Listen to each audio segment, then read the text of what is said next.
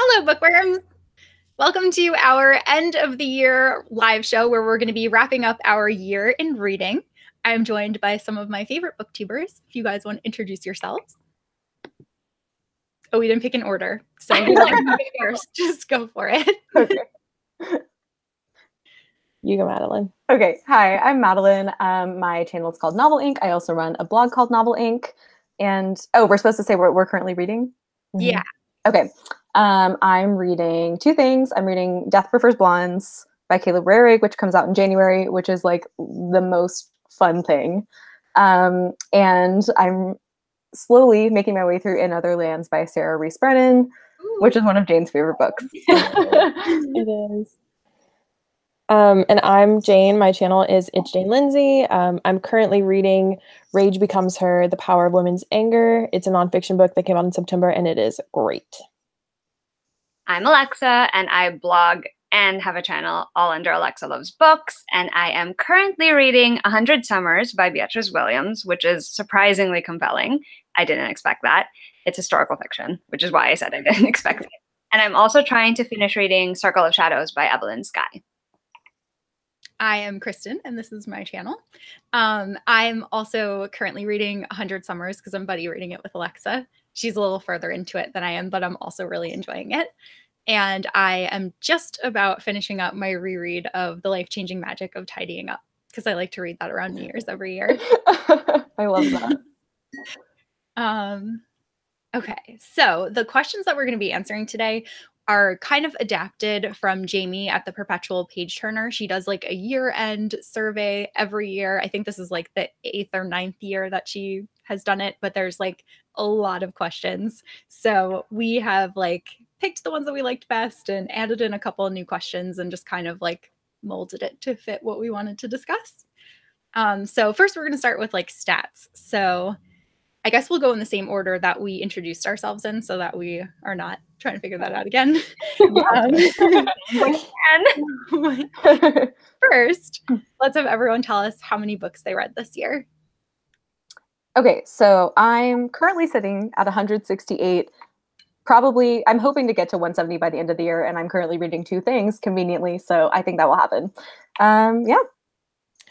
By the end of the year, I will have finished my 2 current reads, and I will have hit 250 books for the year.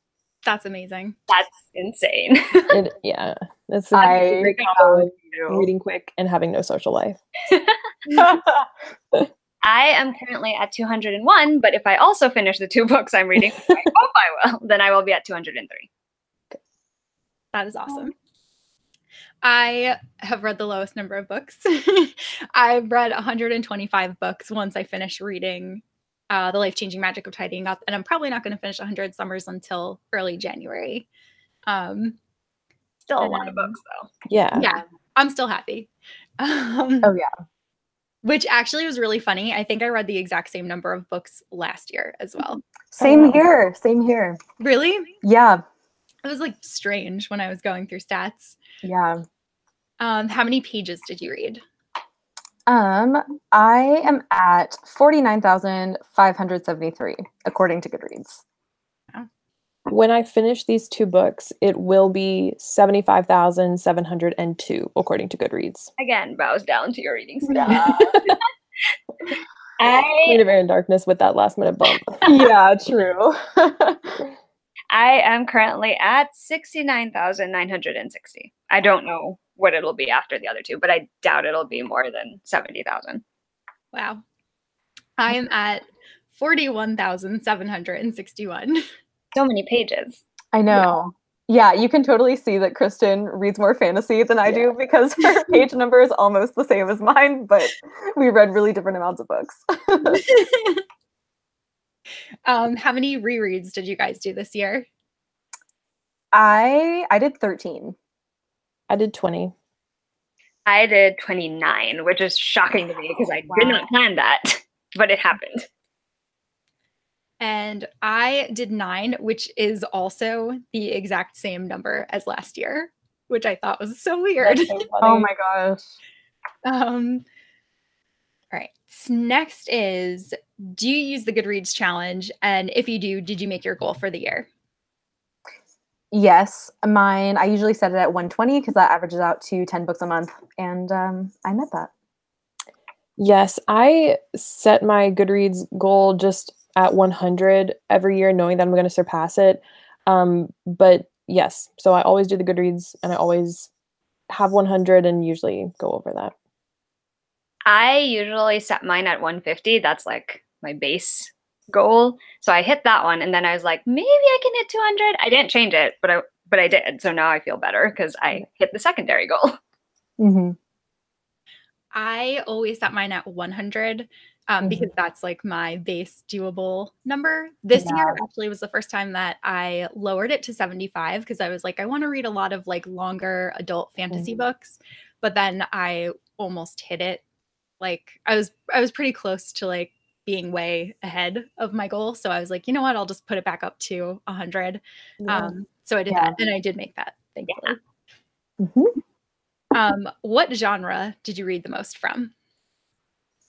So I was kind of surprised when I was looking because I read pretty widely. Like I had a lot of genres competing for like the top spot, but I think YA contemporary ended up winning in the end. This year was also surprising for me because this is the first year where I read more contemporary than fantasy or sci-fi. Usually it's very much fantasy and sci-fi taking the lead, but this year YA contemporary like very like there was a very big difference. So yeah. Actually, I have the exact same result where I read a lot more contemporary than I thought I had. It wasn't too big. Like I think it was like 5 books difference. So not too big, but it was still like, it's always a surprise to me because I'm always expecting that I'm reading a lot of fantasy or sci-fi. And then I was like, nope, it's contemporary. It's definitely contemporary. Not a bad thing either because I enjoyed a lot of them. Yeah. I usually read a pretty even split between fantasy and contemporary. And this was the first year that I actually read double the amount of fantasy that I did contemporary. Wow. Which I was like shocked about. But I read like kind of the same amount of fantasy as I usually read. I just think that instead of reading contemporary, I read more classics. I read more like just different genres, thrillers, like things like that. So it kind of got spread out. But I want to read more contemporary in 2019. So many good contemporaries coming out next year. Yeah. Yeah. Also, Kristen, I just remember from like watching your wrap-ups and stuff, thinking like in 2018 you read really widely. Thank you. Like, I feel like I didn't do a good enough job of that. No. I guess it's because I don't read widely. I was like, all these genres.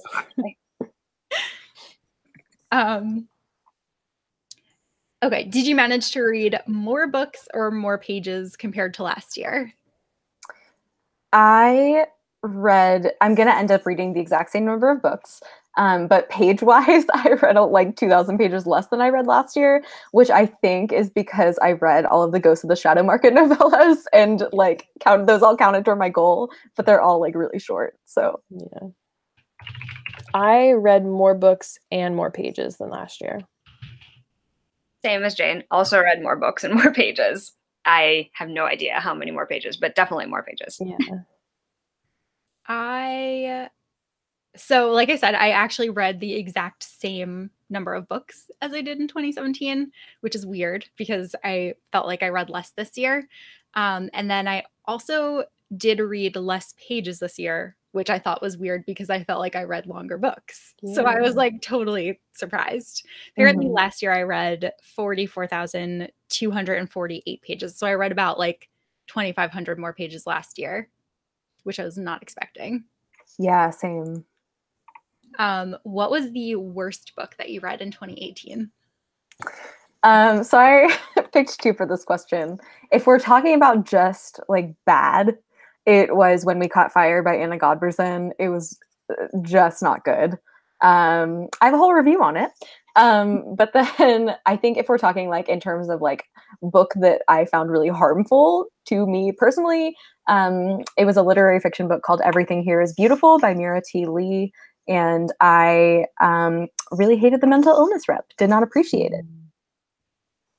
My least favorite book of 2018 was Fight or Flight by Samantha Young. It's a adult romance contemporary, and I just didn't enjoy it on a lot of reasons. I didn't find the writing or the like romance actual relationship between the two of them very compelling. And there's also an attempt to like vilify women who have abortions, which I don't appreciate if you know me personally. And there was just a lot about that. I was like, why would it like I feel like if you don't want the two to get together, then a romance has failed. And it was just not good on any level. Yeah. I've actually heard that from quite a few people about that particular book. Yeah, not good. Not good. That's sad. I know she has a lot of other books that other people seem to really like. Yeah, I think is she like the Dublin Street series author? I haven't read anything else by her, but I've read one. I just can't remember what it's called, which obviously means I didn't love it as much as but I know it wasn't bad. So mine is actually also a contemporary romance that I didn't really like. A lot of people did though. It's called The Good Luck Charm. It's by Helena Hunting. I don't know. There was just something about those two characters that was not enjoyable. Like both of them were not enjoyable. And then to have them as a couple and have to root for them, definitely not enjoyable considering you didn't enjoy them. But I still managed to finish it. If we were going to talk about DNFs, well. Oh, that's a whole different story. Yeah, I was going to say that too. Like, I think I did a pretty good job of DNFing things that I wasn't enjoying. So a book that I actually like finished that I think was the worst book that I read was Genuine Fraud by E. Lockhart. And I only finished it because it was short. So I was like, it's not hard to read this whole thing.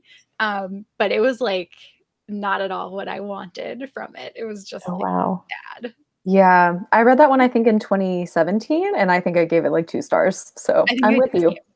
Yeah. I was so sad because I really liked We Were Liars. Same here. Oh, wow. What is a book that you were excited for and thought you were going to love, but didn't? So this also could have gone into my worst books category. It's actually a book that comes out in 2019. It was The Dead Queens Club by Hannah Capin. Really? I could not stand it. And it's if you don't know what it's about, it's like a modern retelling of like Henry VIII and his 6 wives, but set like in a high school contemporary setting, which like is such a fun premise, and so like fitting for that particular part of history. But it was god awful. It was so bad. I actually have 4 for this one. This is my first question where I'm cheating on. But so I'll just list them very quickly. But it is What If It's Us by Becky and Adam, 99% Mine by Sally Thorne, which comes out. Cry. What? I'm a little sad, but it's okay. I'm sorry. I know you love that one. The thing is that it's more so that I really thought I was going to love the book, and then it just didn't quite hit the mark for me. I didn't hate it, but there was a disappointment factor there.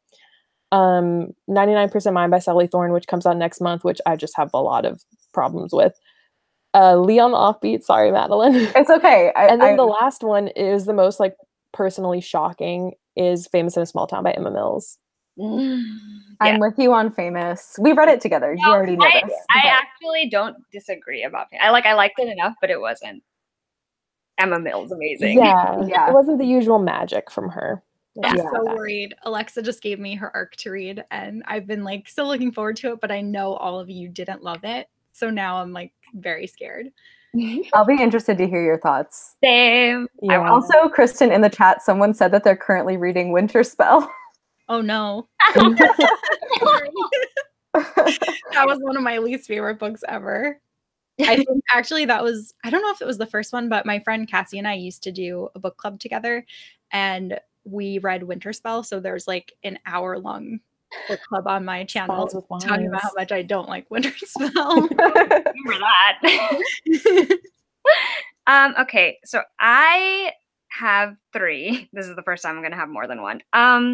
First one is Fury Born, because I was looking forward to it, and I liked it okay, but it was also just long. Yeah.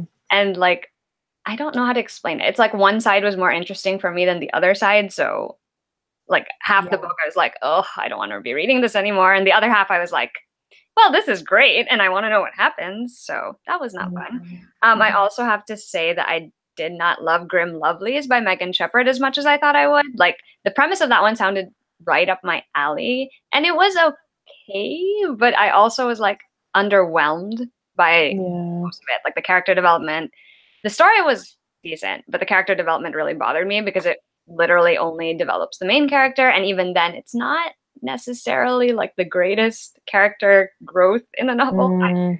So that was not. I actually liked that one more than I was expecting to. I know we And have the opposite reaction to it. Yeah. But I think part of why I liked it so much is because we buddy read it together. So it was fun to like be able to talk to you about it as we were. Yeah, it was really fun.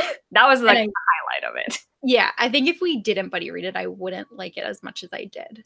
Agreed. Oh, and the last one is The Wedding Date by Jasmine Guillory, which I know a lot of people love. I DNF'd it. I think, okay, I'm not the only person. I could not get on board with her writing style. I found it so grating. I don't know why. That's sort of how I felt. Like, it was fine. Like, I finished it, but then after I finished it, I was like, I was hoping for more from it because everyone had been so excited. And, you know, it's always fun to find a new contemporary romance author to get into. Plus, like, it's more diverse than a lot of the contemporary romance authors. So I was also excited about that. And, like, that part was fine and good. But, like, everything else, I was like, I just don't care. So it was a disappointment. I was really sad about that because I really wanted to love it. Yeah, I enjoyed The Wedding Date, but it's not like an all-time favorite now or anything. It was like a solid 4-star book for me, you know. I ended up not reading that one after hearing Alexa tell me not to. For me, I actually have overlap. So the two that I didn't love were Fury Born, which I was really sad about because it had such an interesting premise and I just like never felt very invested in it. And like Alexa said, I was more invested in one perspective over the other one. So I never really felt like motivated to pick it back up. And I think I read it like over Thanksgiving. So when I was getting back, like after all the family stuff, I remember even texting Alexa and being like, I already forgot what happened in the first like half of this book. So that was just like rough. And then the other one is one that Jane said, Leah on the Offbeat. I was really sad about that. I love Becky's writing. And I like, while I was reading it, I was enjoying it just because I was like happy to be reading her writing. And it's like very easy to read. But I didn't like how much of the first book had to be changed in order to make this book work. And like the longer that I've had away from it, the more it's bothered me.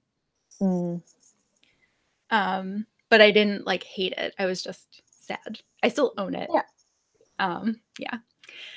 What book did you push the most people to read this year? Everyone probably already knows my answer, but it was probably The Girl with the Red Balloon.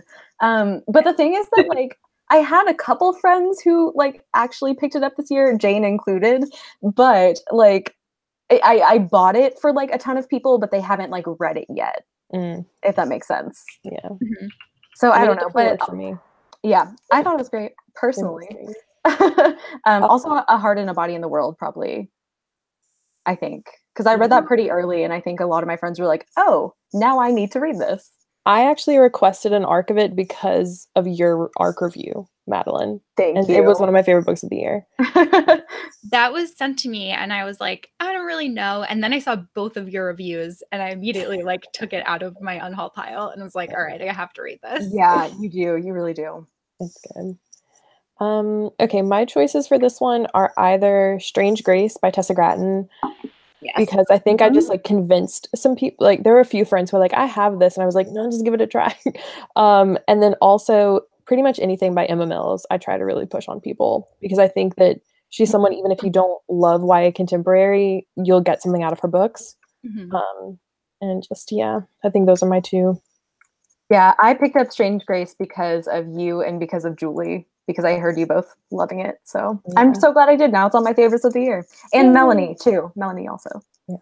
That's awesome. It's funny because both of those books that you guys mentioned, well, specifically Strange Grace and The Girl with the Red Balloon, I'm like, that is immediately what I think of when I think of the two of you. So good job. Good. Branding is consistent. I have convinced a lot of in real life people to read a lot of things, but I think that the one book that I convinced a lot of people to pick up was The Kiss Quotient, because I love that book. But I feel like it was like the only thing I talked about for 3 months. I love that book so much. Me too.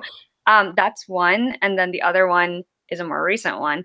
I've been telling more people to read Shadow of the Fox in real life, and a lot of them have. And I'm very happy about that because I really love that book. I heard you and Kristen like both talk about it, and I was like, oh crap, because it was just kind of like towards the bottom of my ARC TBR of just like books I'm gonna get to eventually, and I straight up physically put it at the top of the pile. So that's getting read very so soon. happy to hear. I love that book so much. So definitely, I think for me, there was like spillover from 2017, but The Cruel Prince was the one that I probably got the most people to read because it actually came out in January. So I feel like throughout the whole year, I just got people like telling me that they read it because of me. Because I just never stopped talking about it. And then also the other one would be The Lying Woods, which I got both Jane and Alexa to read.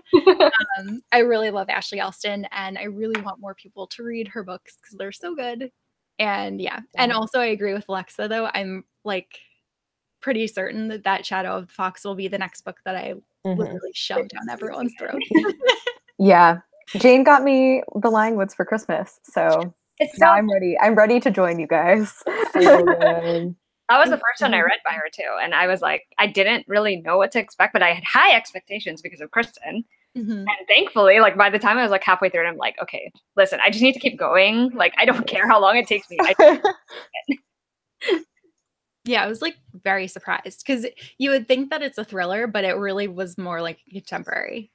Yeah. Agreed.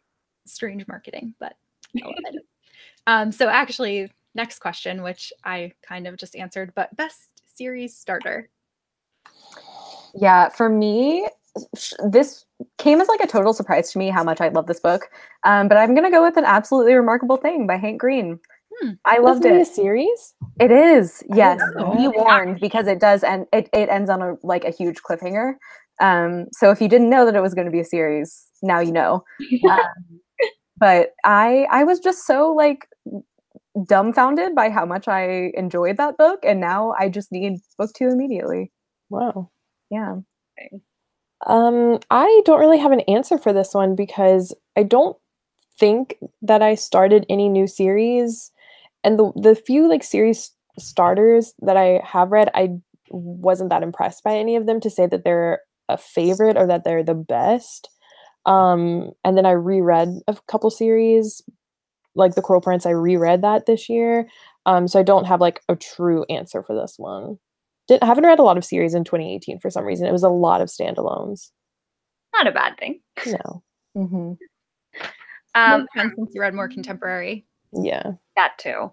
For me, I had a lot of answers on that one. I'm just gonna like skip the ones I already talked about. So Kiss Quotient counts, even though it's not really a series. It's like more like a companion novel thing. Yeah, that's true. I will also say Shadow of the Fox, which I already talked about. But the other 3 things that I would want to mention are Ace of Shades by Amanda Foody, which I don't know if it's just because I had no expectations going into them, but I really liked it. And I know a lot of people are kind of like iffy because there's like a mixed sentiment towards the first book she wrote. But that one is actually better. Like it's way better than the first book. I've read both. So that one is one I liked a lot. And then Girls of Paper and Fire, which I loved. That one is so good. I need to know what happens next. And the last one is an old series, but I only started reading it, and it's called The Goose Girl by Shannon Hale. Also more companion novel-y. That one was a surprise to me because I only read it on the 24th of this month.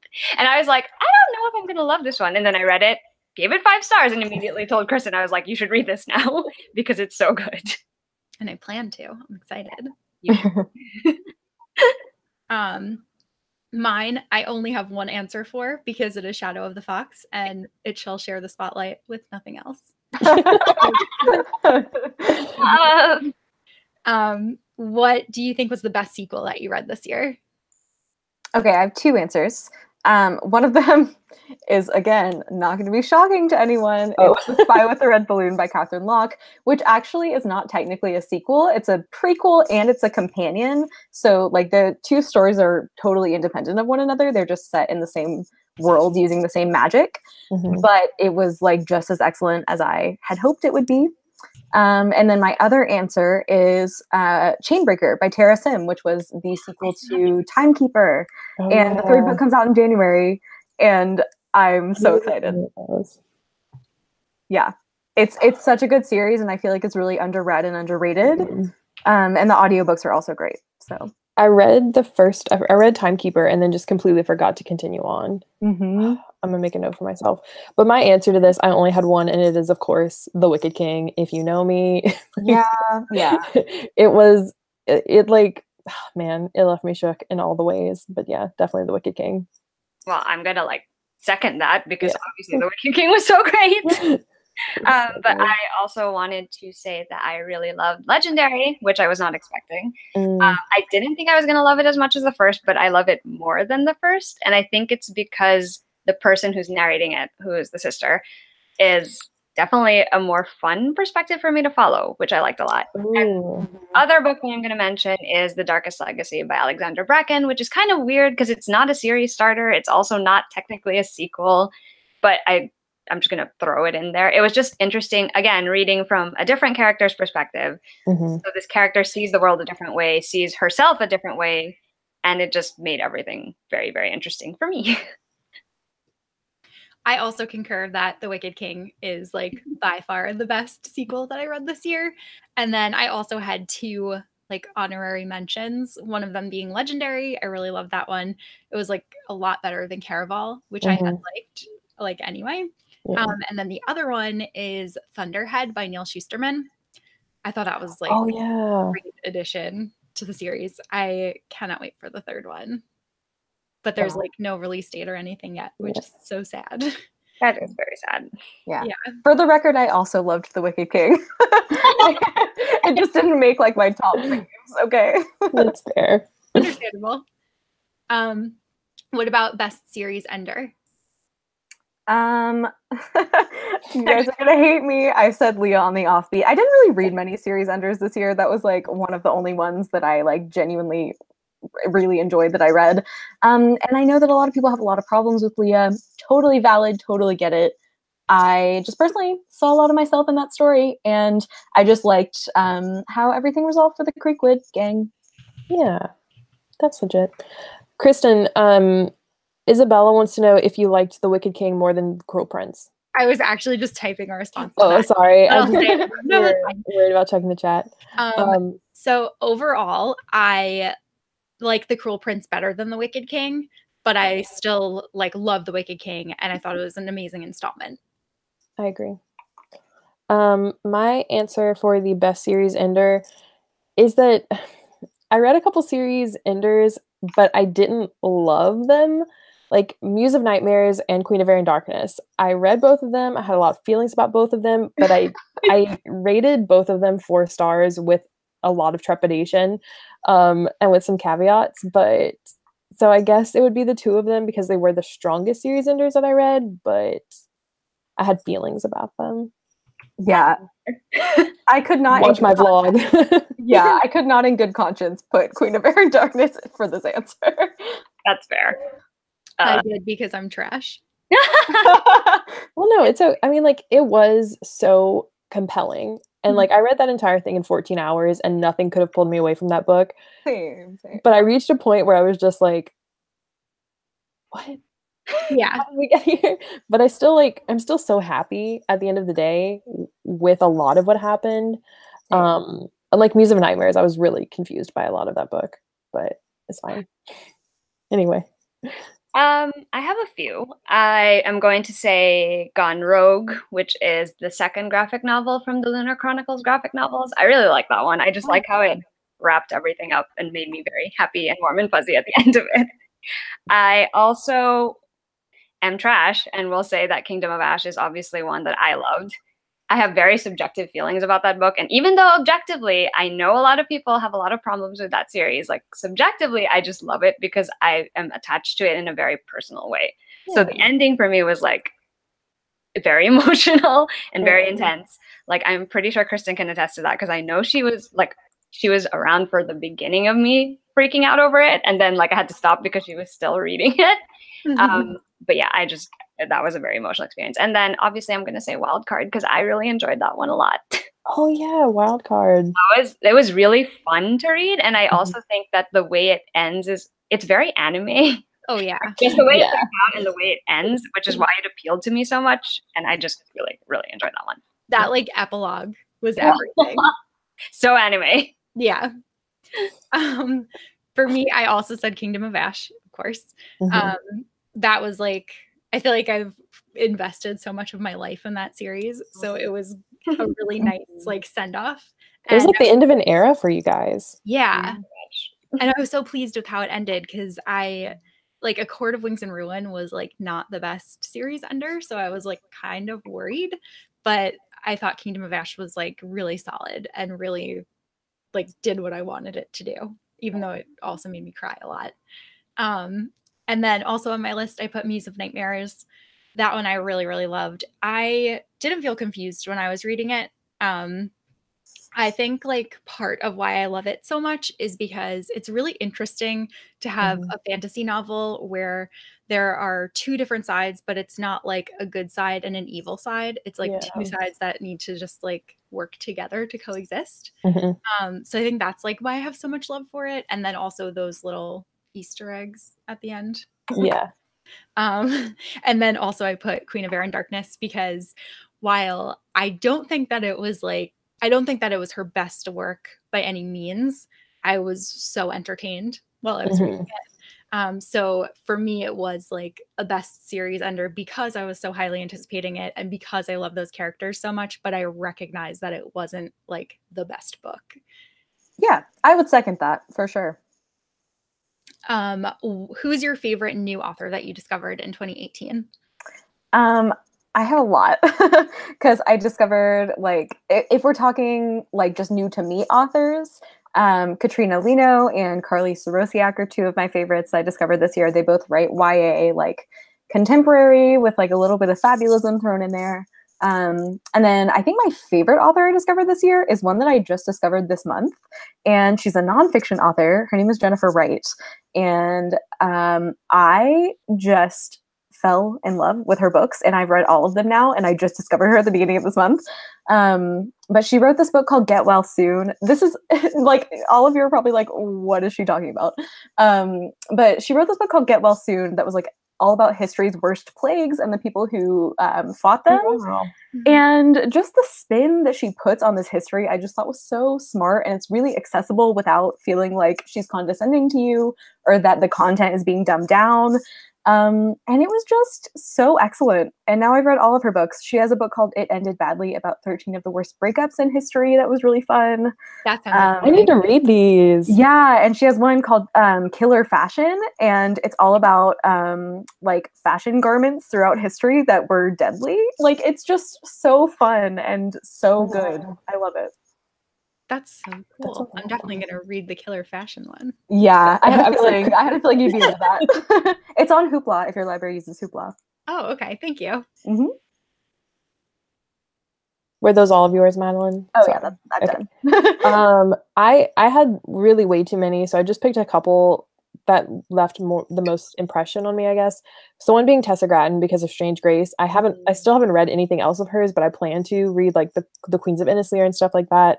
But probably a new to me author that made the most impact in terms of numbers of books was Taylor Jenkins Reid. I read all of her books in 2018 and even reread a couple of them.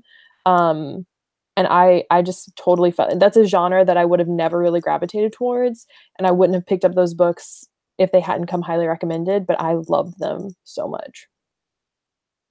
Okay, is that all of yours, Jane? Yeah, that's it. So mine, one author that's pretty well established that I had not read until this year, whose books I have really enjoyed, is Christina Lauren. Like that writing duo is just, they're fun. I enjoy their books because they're fun. And they make me feel mostly warm and fuzzy, except for the last one I read, which was good, but the ending sort of fell a little flat. I'm talking about Josh and Hazel's Guide to. Yeah. Otherwise, like I have enjoyed every single book that I've read from them, which is why I wanted to put them on here. But other than them, Julie Kagawa for Shadow of the Fox, because that was also the first book I read by her. And I also really liked Alexandra Christo, who wrote To Kill a Kingdom. Yeah, that one was good. I had 3 new authors that I really love. The first one also being Julie Kagawa with Shadow of the Fox. And Alexa and I are reading The Iron King, which is the first book in the Iron Fae series in January. So I'm like really looking forward to Oh, I want to read that with you guys. Sorry to invite myself. No, totally. And then also Naomi Novik, who wrote Uprooted and Spinning Silver, which I haven't read yet, but I read Uprooted and I really loved that book. And also Lisa Maxwell, who wrote The Last Magician. I haven't read The Devil's Thief yet, but The Last Magician was like really good, like way better than I had anticipated it being. And I had actually tried to read it last summer, and I got like 100 pages in, but I just like couldn't really focus at that point. I had like a lot going on, and I'm so glad that I gave it a second chance because I ended up loving it. I can't wait to read that one too. It's really good.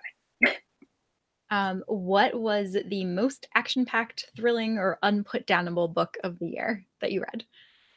I think, okay, so I couldn't put down Queen of Air and Darkness. I was very invested. And like, though parts of the ending were maybe not all that I hoped they would be, like, I couldn't stop reading. I feel like Jane and I both were just like, we have to do this right now. Yeah. But then other than that, I would say Strange Grace for me was like very unputdownable, even though it's not like super action packed necessarily. It's really immersive and it like sucks you in. And I was listening to it on audio and I just like walked around the house like listening to it, doing everything that day. Like I just couldn't stop listening. So yeah. I like Madeline could not stop reading Queen of Air and Darkness, but in terms of being like action packed and thrilling, for different reasons, I have The Wicked King and This Is Our Story by Ashley Elston. So The Wicked King was just like so thrilling in like a stressful way, and I felt like I was so just anxious the whole time while I was reading it, but I couldn't stop reading it because I needed to know what was going to happen. And then for This Is Our Story, it was just so thrilling in a way that like things kept getting explained or revealed, and I was like, oh my gosh, I'm not putting the pieces together properly. I have no idea who's done this. Like, I can't figure it out. And I was so blown away at the end by how like clever Ashley Elston is. And so that one just really blew me away. Funny, I also have an Ashley Elston book on my list because The Lying Woods is on mine. I think I said it already, but like once I started that book, I just could not stop reading it because I just wanted to see what happened next. So that one is definitely one of them. I also have to say that even though both of these books stressed me out in different ways, Sadie is another one where I was like, I had to keep going because I just wanted to know how it would end. Yes.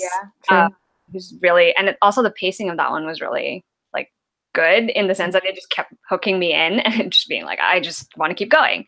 And the last one I'm going to mention is, it was the kind of unputdownable where it was because I was getting very emotionally invested in what would happen. And it's Girl Made of Stars by Ashley Herring. Oh yeah. I started it and I didn't expect to necessarily feel that way about it. But then once I kept going, like chapter after chapter, I was like, I'm going to take a break. No, I can't take a break. I need to know like what happens to these characters, what's going to be the ending of this story. So that one was definitely one that I just could not sit down once I started. I had the opposite with Girl Made of Stars. I was like, this is really good, but I need a break because this is like a lot to handle. Yeah. It is a lot. It's heavy. Yeah. Mine, I also said The Lying Woods. I read that so quickly because I just like had to know what was going to happen, and I really loved the characters. I also put Sadie on my list too because I usually tend to read thrillers faster than like anything else, just because I need to know like what's going to happen, and I always predict things like very early on, and I like to see if they come true or not. And then another one in that vein too was The Cheerleaders, which I talked to Jane about while I was reading it.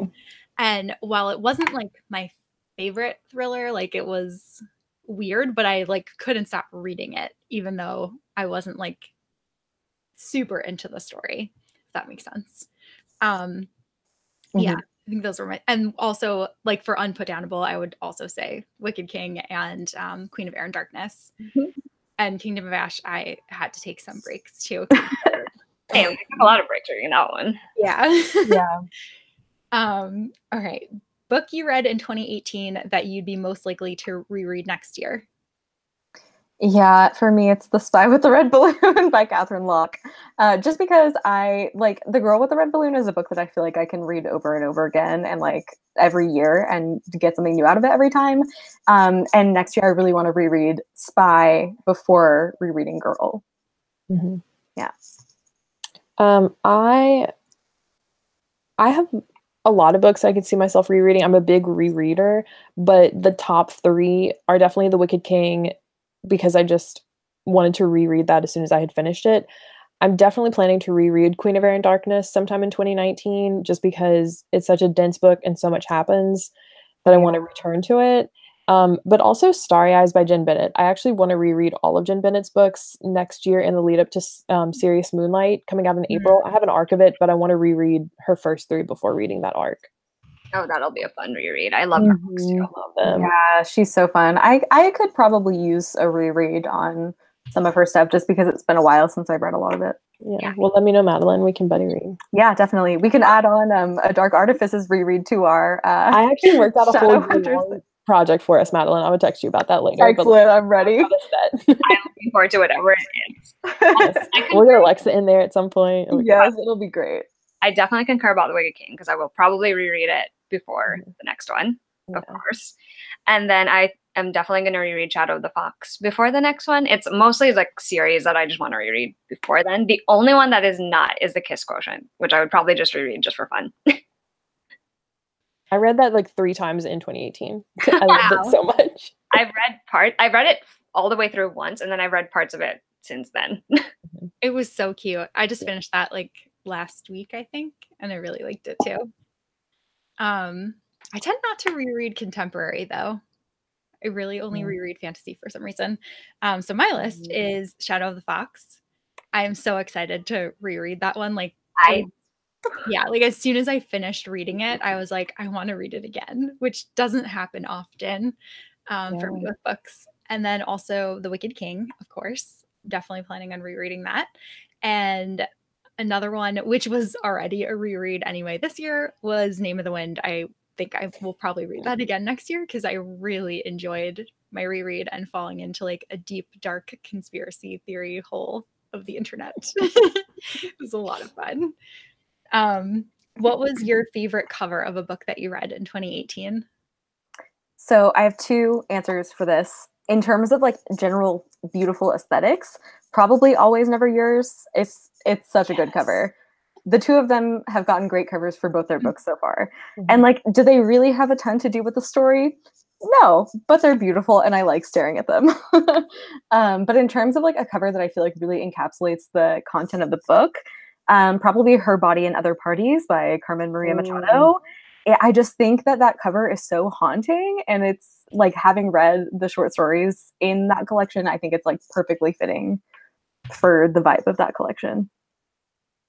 I have 3 for this one. One of them is Always Never Yours, like Madeline said. I just love that cover so much. Just everything about it completely is just such an aesthetic that I enjoy. But also Starry Eyes by Jen Bennett. I love the this new set of covers that they're coming out with. Alex Approximately, Starry Eyes, and Sirius Moonlight are all going to go together. And I really just like that combination. And also Famous in a Small Town by Emma Mills. She has knocked it out the park in terms of covers. And her covers are just the best out there. But I feel like YA Contemporary as a whole just like had excellent covers in 2018. There were a lot to choose from for me. Yeah, that's very true. I agree. It was very hard to narrow it down. Yeah. I am going to say Girl Made of Stars because I really like that cover. Yeah. It's like the kind of cover, like even if I hadn't heard of it online, if I had seen it in a store, I would have been compelled to like go over and pick it up. Mm-hmm. And I also really like the cover for A Thousand Beginnings and Endings, which is like that has all of the Asian authors contributing to it. I just like all the little details on it because I think they're so well done and well chosen considering what the stories are about. Yeah, those are the 2 that I would mention, even though there are probably a billion more I could have said. I picked 4 for this one. So my favorites that I read this year were Language of Thorns by Leigh Bardugo. I love that cover. Yeah. The UK cover of Uprooted by Naomi Novik. Yes. The Puffin and Bloom cover for A Little Princess. Oh yeah. And I also really loved the cover for Furyborn, despite not liking the book. It was a very pretty cover. Yeah. um, oh, wait. Am I skipping one? No. Okay. What was the most memorable character of 2018 for you? I think two. One of them was Circe from Circe by Madeline Miller, who I just thought was really well explored in the book. That is like one of my all-time favorite books now, and I read it this year, and it was just so good. And just the exploration of Circe's character, like I said, was perfectly done. And then this will be probably no surprise to you guys, but Christina Rosales from what was it? Queen of Air and Darkness. Yep. I just forgot the title. I just love her so much. She's my favorite Shadowhunters character. We all know this. I support her. Yeah. My picks for this, the first thing that came to mind was John Ambrose McLaren, because I read the To All the Boys I Loved Before trilogy for the first time in 2018. I had read the first book previously, but I had never read P.S. I Still Love You or Always and Forever, Lara Jean. And John Ambrose McLaren is my perfect book boyfriend. I just loved him to bits. That scene where he shows up in the uniform and the red Mustang is just like imprinted on my brain. I also loved both Stella and Michael from The Kiss Quotient. They're probably like my top relationship of the year. And also Kit Haringdale from Queen of Air Darkness, because I love him, and Ty so much, both of them. Yeah. Yeah, I actually had Michael and Stella on mine too, so I'm just gonna say I second exactly what you just said. I'm gonna run down the ones that are from books that I already talked about like multiple times in this video. So Yumeko from Shadow of the Fox is one of them. Tella from Legendary is another one. Pretty much the entire cast of Kingdom of Ash, but again, that's a more personal thing. But the one character I will talk about that, oh, actually two, fine. The two characters that I'm going to talk about. One is Enrique, who is from The Gilded Wolves by Roshni Chokshi. I love him. I adore him. He is a cinnamon roll in a world where everyone else is not. And it's kind of the best thing. And I also really loved May from American Panda by Gloria Chow, because even though she's Taiwanese American and not necessarily like Filipino American, which is what I am, the culture is very similar, and like just the way she was reacting to like familial expectation versus what she really wanted is very similar to what I went through and what a lot of people I know have gone through. A lot of people from different Asian cultures have gone through, and I really, really liked that. It was such a good representation. It felt so real, and I love that a lot. Awesome. Yeah, I really like that book too. Me too. It was so good. Mine are also Yumiko from Shadow of the Fox, my reread, but quoth from Name of the Wind. Anne from Anne of Green Gables. I read Anne of Avonlea this year, so I just love her like so much. Yeah. Manon from Throne of Glass, and Laszlo from Strange Dreamer. Oh, those are my tops. Nice. What was the most beautifully written book that you read in 2018? I went with Summer of Salt by Katrina Lino. I just think it was so atmospheric, and the fabulous elements were so well incorporated, and it was just great. It was stellar writing all around. I have three because I love to cheat.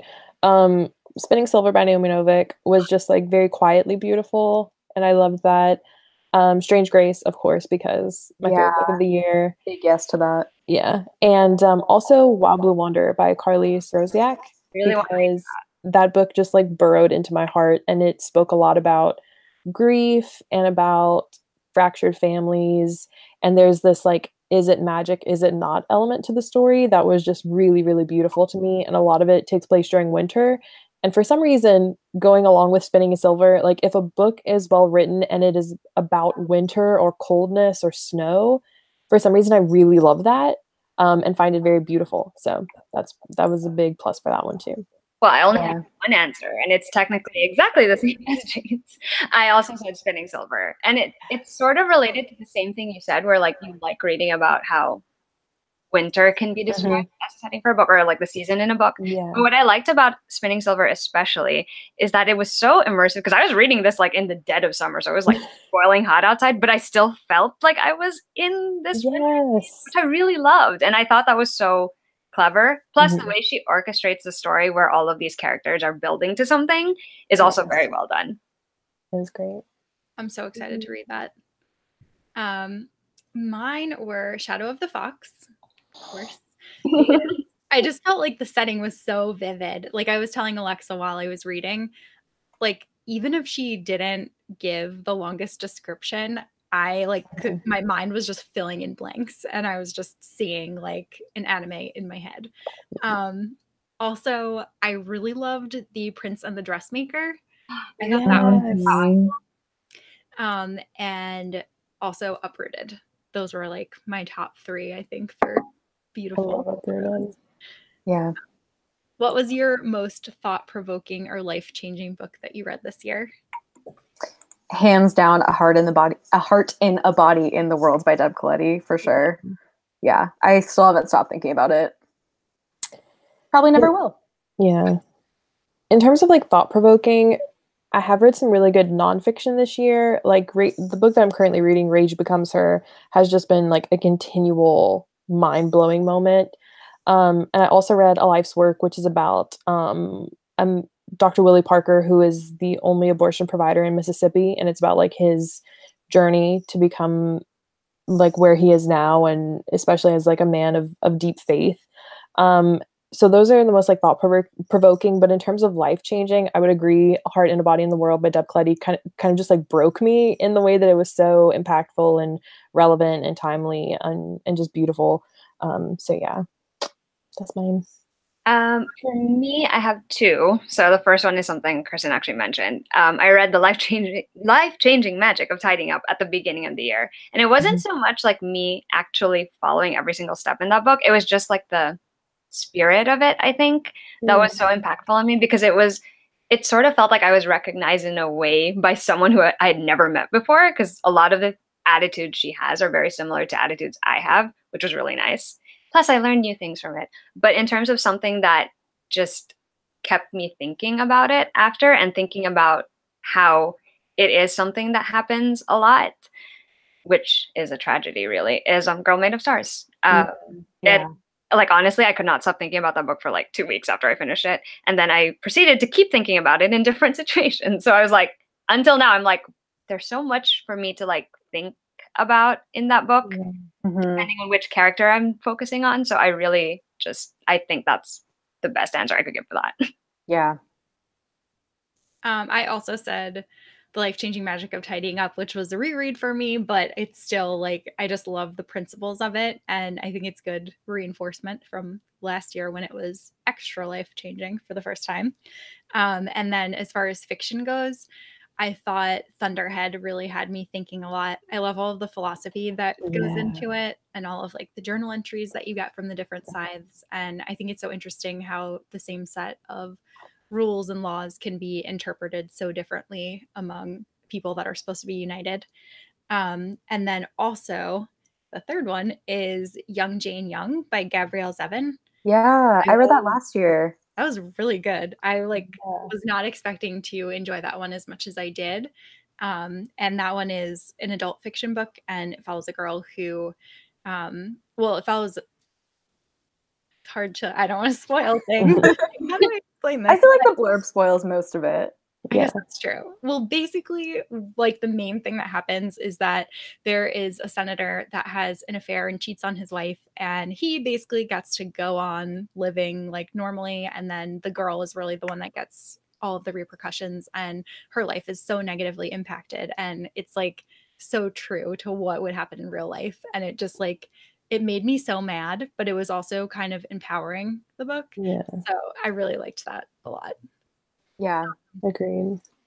What is a book that you can't believe you waited until 2018 to read for the first time? I read Written in the Stars by Aisha Syed this year, and I had my copy of that. I went to her launch event in 2015 because she's from Atlanta. Wow. And so I had a signed copy from that event since 2015. And I just finally picked it up during Booktubeathon this year, I think, and it ended up being one of my favorites of the year. I cannot believe it was sitting on my shelves for that long. Really, really fantastic. It is, but it's so sad too. Like, it's so hard. It is. It's kind of heartbreaking, but also like I feel like it's hopeful ultimately. Yeah, I agree. There were a lot of books that I could have picked for this, but my number one choice is definitely P.S. I Still Love You by Jenny Han. Yeah, I can't believe you didn't read that. I know. Well, I had read To All the Boys I Love before years ago, like maybe 2014, 2015, and I was like, I don't like this. I couldn't appreciate Lara Jean as a character at the time. I can appreciate her so much more now. And then it was finally watching the movie on Netflix. I was like, I need to continue reading these. And Chelsea was like, you got to read it because I know you're going to be hardcore John Ambrose girl. And she was right. And I read P.S. I Still Love You and loved it. And then read Always and Forever, Lara Jean, and had feelings. And so I'm glad that I finally got around to it in 2018 because it made a big impression and I really loved it. It's my favorite in the trilogy, obviously. That's funny. That's my least favorite in the trilogy. Funnily enough, I am one of the people who, like, at the time that came out, I remember this, like, half the people who read it were like so angry about it, and the other half were like, but it's so good. So I was like one of the people in the it's so good, and I remember we had like a few friends who were like, no, it's not, and we had this whole like discussion about it, where it was very, very heated because we all had very different opinions about it. I loved it. It just wasn't my favorite in the trilogy, but I didn't like dislike it. I wasn't mad when I read it. I know some people. Forever, Lara Jean is my favorite. There were people who ditched the series just because they hated the second book. I remember this. I was like, okay, it's really good, but okay, if that's what you want to do. That's wild. Andy, from Andy's ABCs. Yeah. Yeah. She, at BEA, like 2 years ago, she was like, can you please spoil the third book for me? And that will determine whether I read it or not, like whether I continue. Wow. Like, sure. So I did. And she was like, okay, now I'll keep going. I do like the third book a lot too. Oh, me too. My answer is a book I already mentioned, The Ghost Girl by Shannon Hill, because I've been meaning to read it since 2012, 2013. Like, it was a long time ago. And I finally read it, and I'm so glad that I did. And I'm so angry with myself for not reading it sooner. I have 3 answers for this one. A wide range of things. So the first one is Jane Eyre, because I literally had my entire life to read it. Until now. The next one is The Last Unicorn by Peter S. Beagle. I had read the graphic novel, but I never read the actual novel version of it. And I loved it so much. And then the last one is Siege and Storm. Yes. Yeah. I'm so glad. Me too. I loved it. I can't wait to read Ruin Rising, even though I know there are like mixed opinions. You need to text me as that is happening. Yeah, I just want to know what you think. That's really all that matters. I just want more Nikolai. I just want more. Yes. Always. Yep. What were the shortest and longest books that you read? The shortest book I read was a novella that I got as a review copy called Moon Bright Tides by Rowena Silver. It was super cute. It was a female-female romance between a mermaid and a witch. So like very on brand for me. It was great. That's amazing. Yeah, and that was only 36 pages. And then my longest was Queen of Air and Darkness, clocking in at 912 pages. Yeah, my shortest was that Opal short story that Maggie Stiefvater released. I don't know how many pages it was, like maybe 30-something, 40-something. And my longest was Queen of Air and Darkness. My shortest was Love and Friendship by Jane Austen, which is not really yes, as opposed to like just snippets of her juvenilia. And the longest is Kingdom of Ash, unsurprising. My shortest was also a Maggie Stiefvater short story, which I read like 2 days ago, and that was A Very Declan Christmas. Oh, I love that one so much. That was like, it's listed on Goodreads as 4 pages, and it I don't think it was that. I think it was shorter. And then longest is definitely Kingdom of Ash as well at 992 pages. Oh, I'm glad you actually knew how many pages it was because I didn't. Yeah, I wrote them down when I was like writing down my answers. Okay, now we're at the oh god that all of us struggled with because we each have like a million answers pretty much, and that is our OTPs of the year. Yeah, you guys can go ahead and like buckle up and get comfy because we'll be here a while. My number one like top OTP of the year will come as a surprise to no one. It was Kieran, Mark, and Christina from Queen of Air and Darkness. Like, just my kingdom for Christina Rosales' happiness.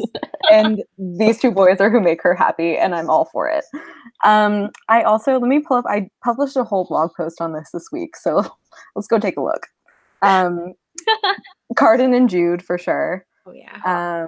Even though, like, The Cruel Prince, I don't feel like I'm, like, as all in as, like, all of you guys are to The Cruel Prince, but, like, I'm very invested in their relationships.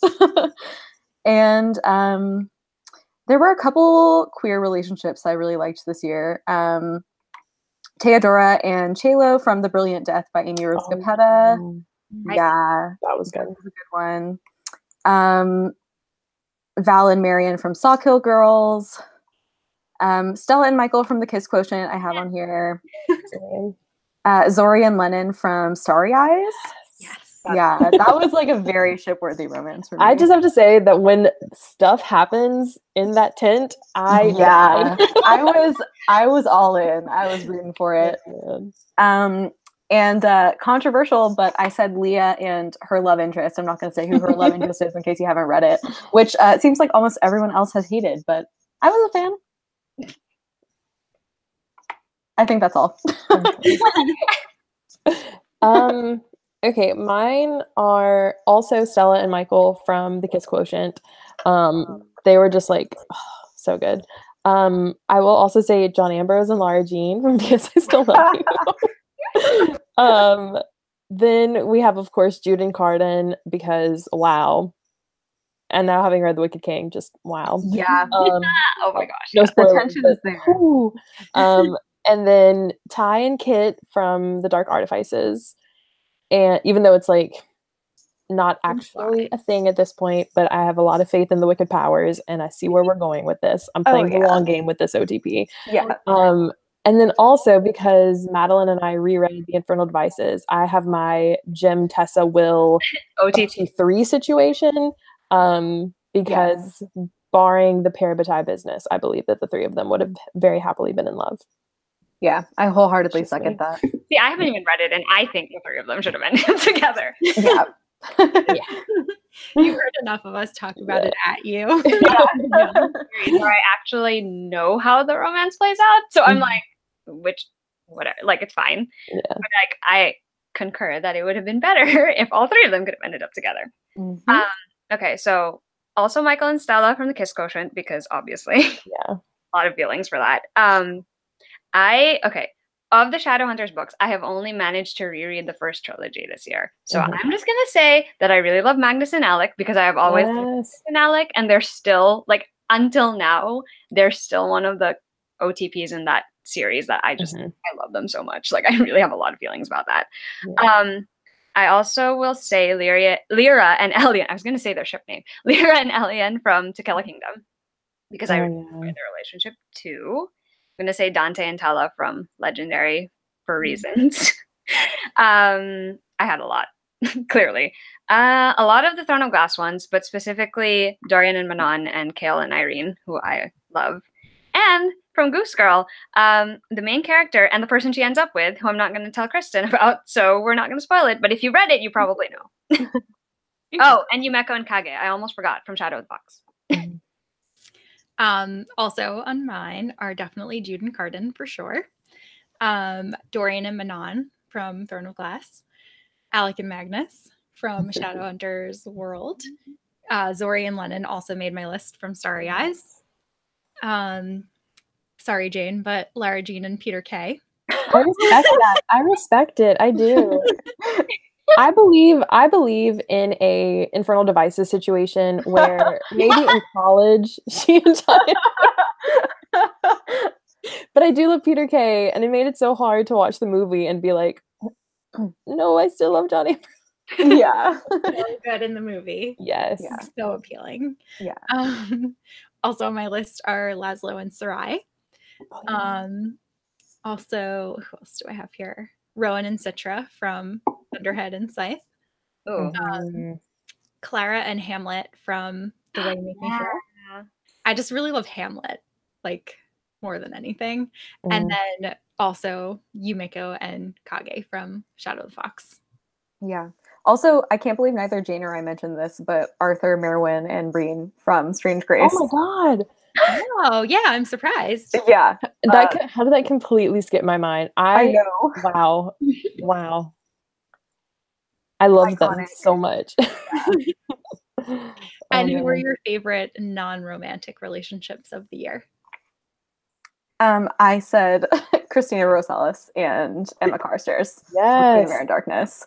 Who should have been for Abatai? We all know. It's fine. But yeah, I love the two of their friendship a lot. And the whole gang from Check Please. Yes. All of them interacting with each other. I love Shitty so much. Yeah. I, for some reason, had a hard time thinking of things. I think after the OTP question, I was so locked on romance, and I was like, there are other types of relationships. But I said the Blackthorn family from TDA because my favorite fictional family. I love them so much. I feel like Maki would agree with you. I mean, I'm just going to say it because Blackthorns. So I have the Lunar Chronicles gang because they're amazing and I love them so much.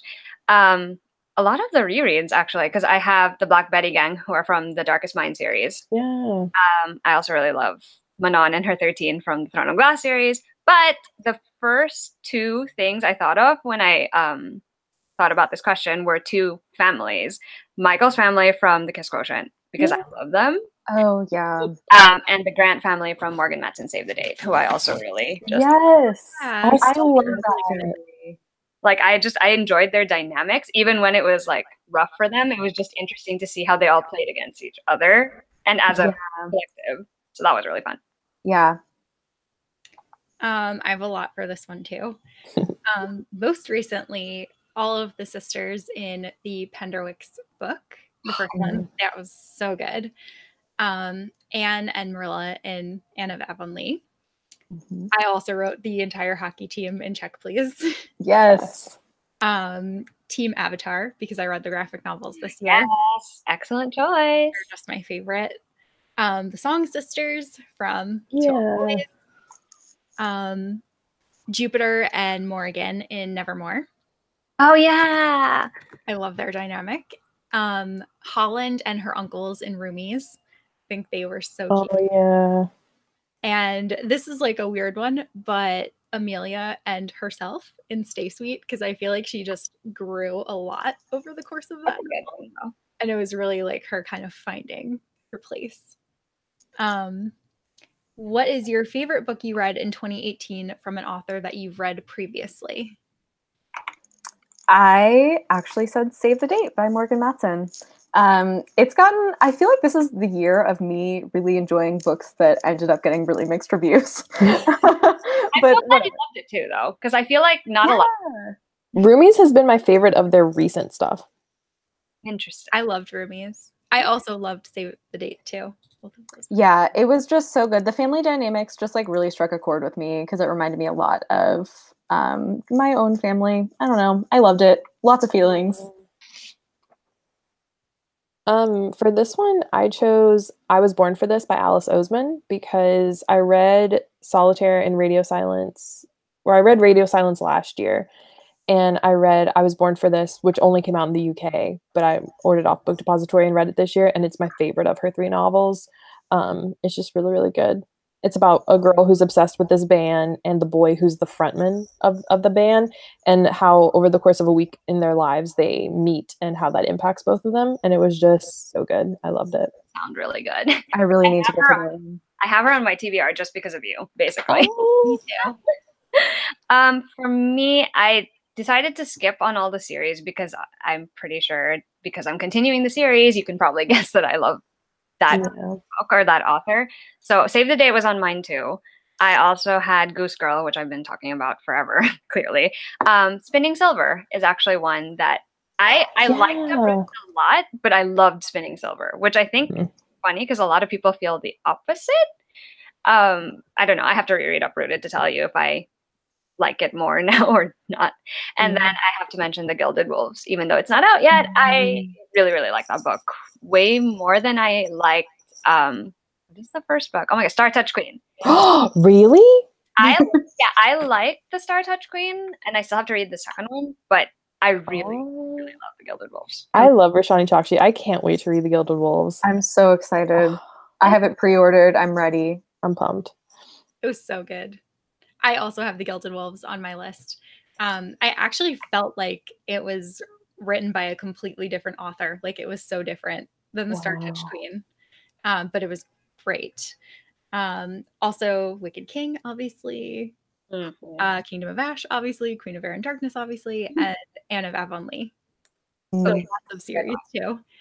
What was the best debut you read in 2018? I read so many good debuts this year. For YA, I would say Darius the Great is Not Okay by Adib Khorram. Like that book is such a quiet book, but it really got me. I think a lot of people probably feel that way about it. It was so good. And then Anger is a Gift by Marco Shiro is another one from YA that I really liked. And as far as adult books, I said An Absolutely Remarkable Thing by Hank Green and The Kiss Quotient, obviously.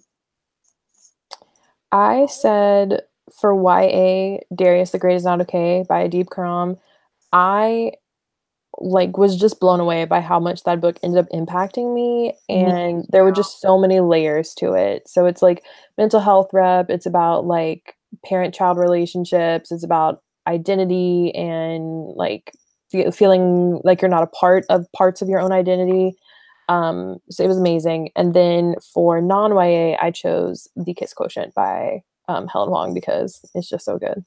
The Kiss Quotient was also the one I picked for adults, so just gonna get that out of the way. But for YA, I had three. I had To Kill a Kingdom because I just really liked how she wrote it and how she pulled the Little Mermaid elements into the story. American Panda by Gloria Chow, which again, it's because I thought she did such a good job making it feel so real, like that character and her situation. And the last one I'm gonna mention is Girls of Paper and Fire because it was also very good. I also said The Kiss Quotient. And then for YA, I said Emergency Contact by Marion K. Choi. I have that one. I loved it. It was so good. And also The Wicked Deep, just because it was so atmospheric and I really liked the whole setting of it, like more than anything else. What was the best graphic novel or manga that you read this year? I said, okay, I read all of Katie O'Neill's books this year, and I loved them all, but I think Princess Ever After was my favorite, because I read that one in January, and the first quarter of this year, I was reading so many books that I liked, but nothing that I loved, and that was probably the first book I read all year that I really fell in love with.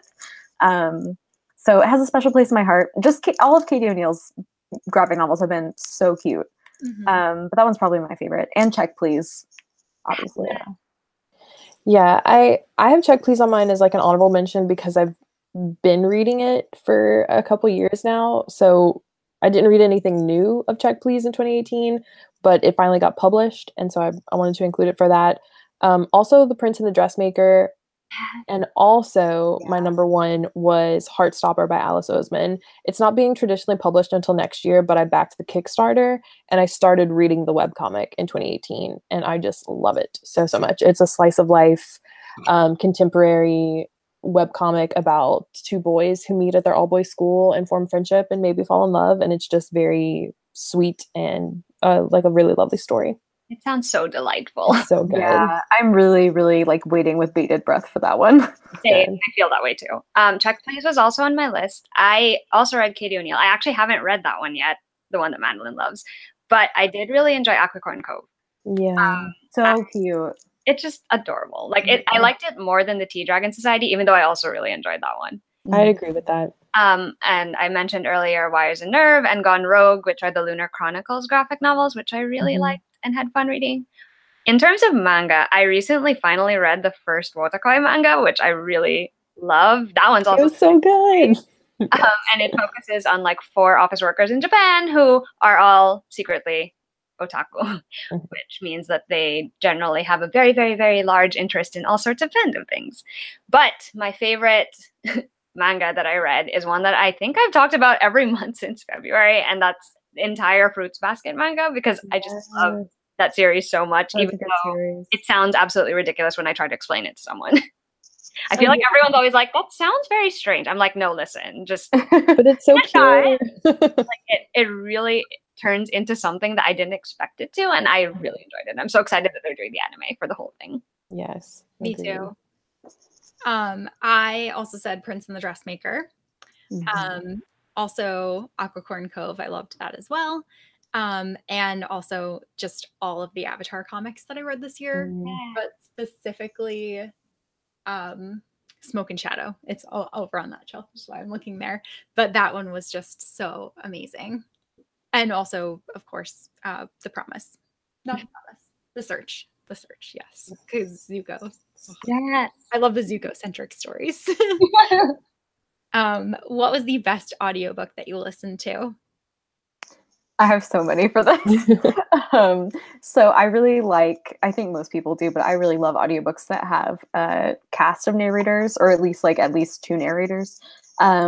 So some of those that I listened to this year and really liked were You Bring the Distant Near by Matali Perkins, which is like a multi-generational story.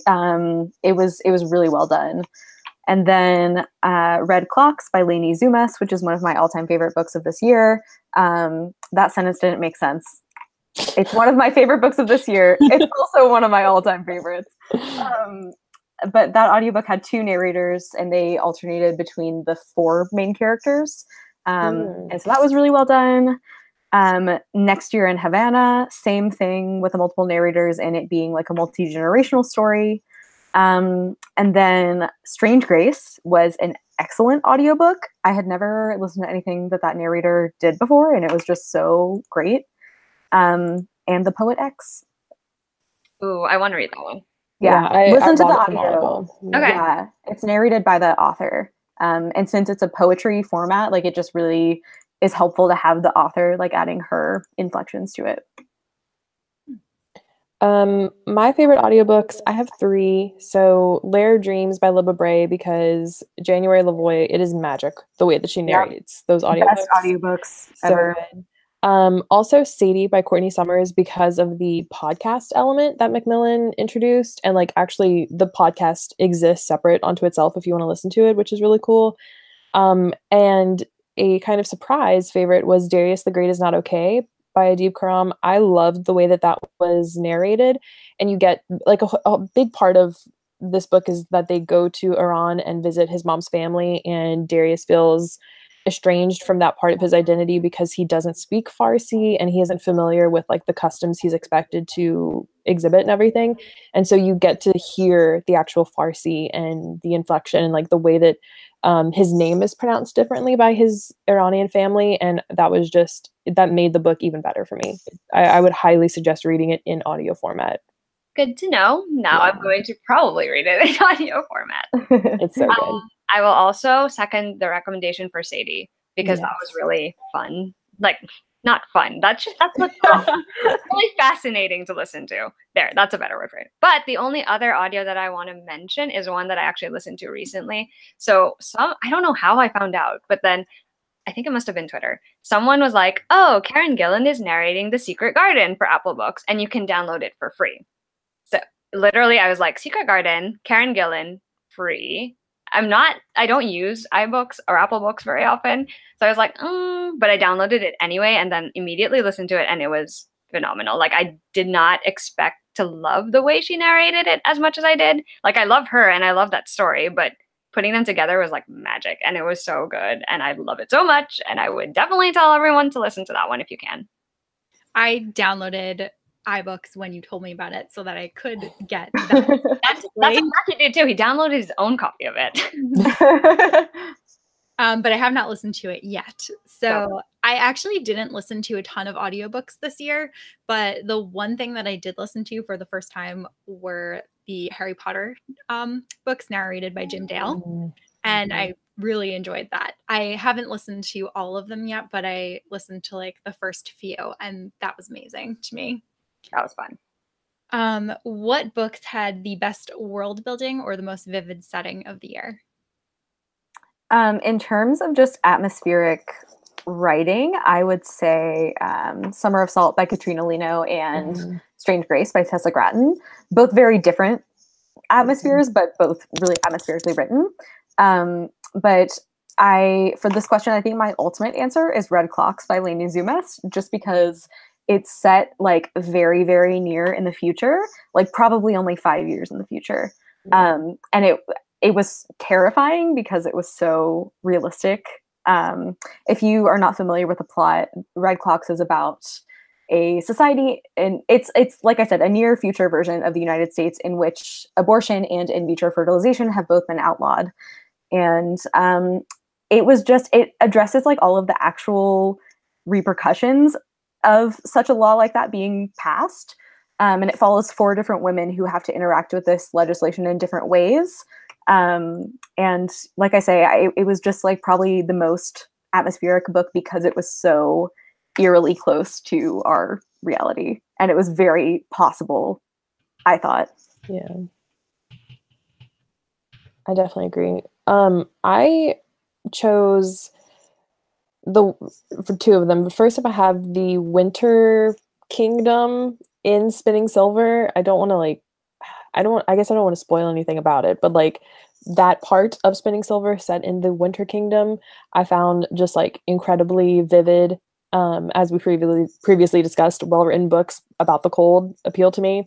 And then Three Graces in Strange Grace, the town where every 7 centuries previously they've made a deal with the devil where every 7 years the slaughter moon rises and they sacrifice their best boy to run into the forest, and in exchange they get 7 years of prosperity. And I just that really struck a chord with me.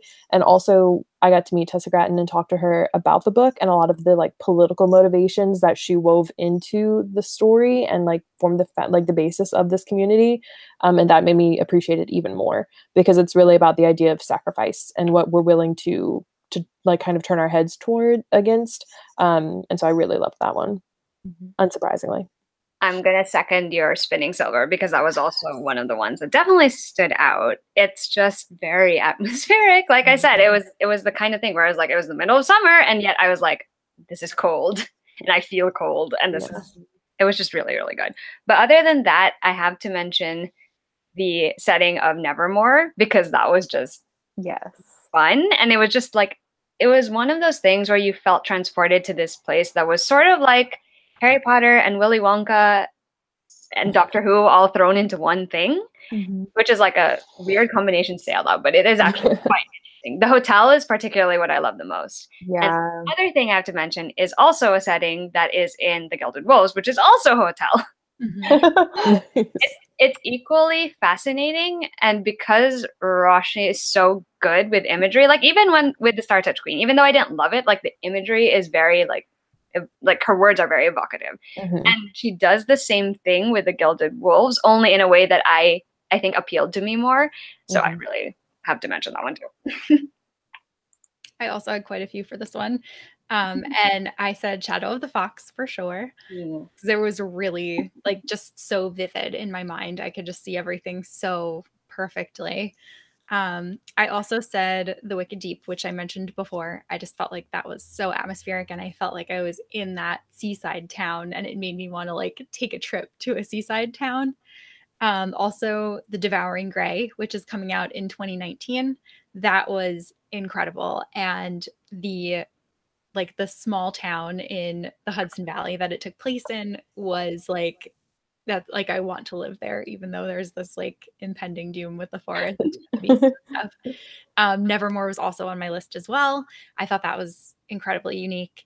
And Anne of Avonlea, I think that Anne just has such an appreciation for nature that whenever I read one of the books in that series, I'm I can just like feel like I'm there, and I feel like I notice things more around in my own setting.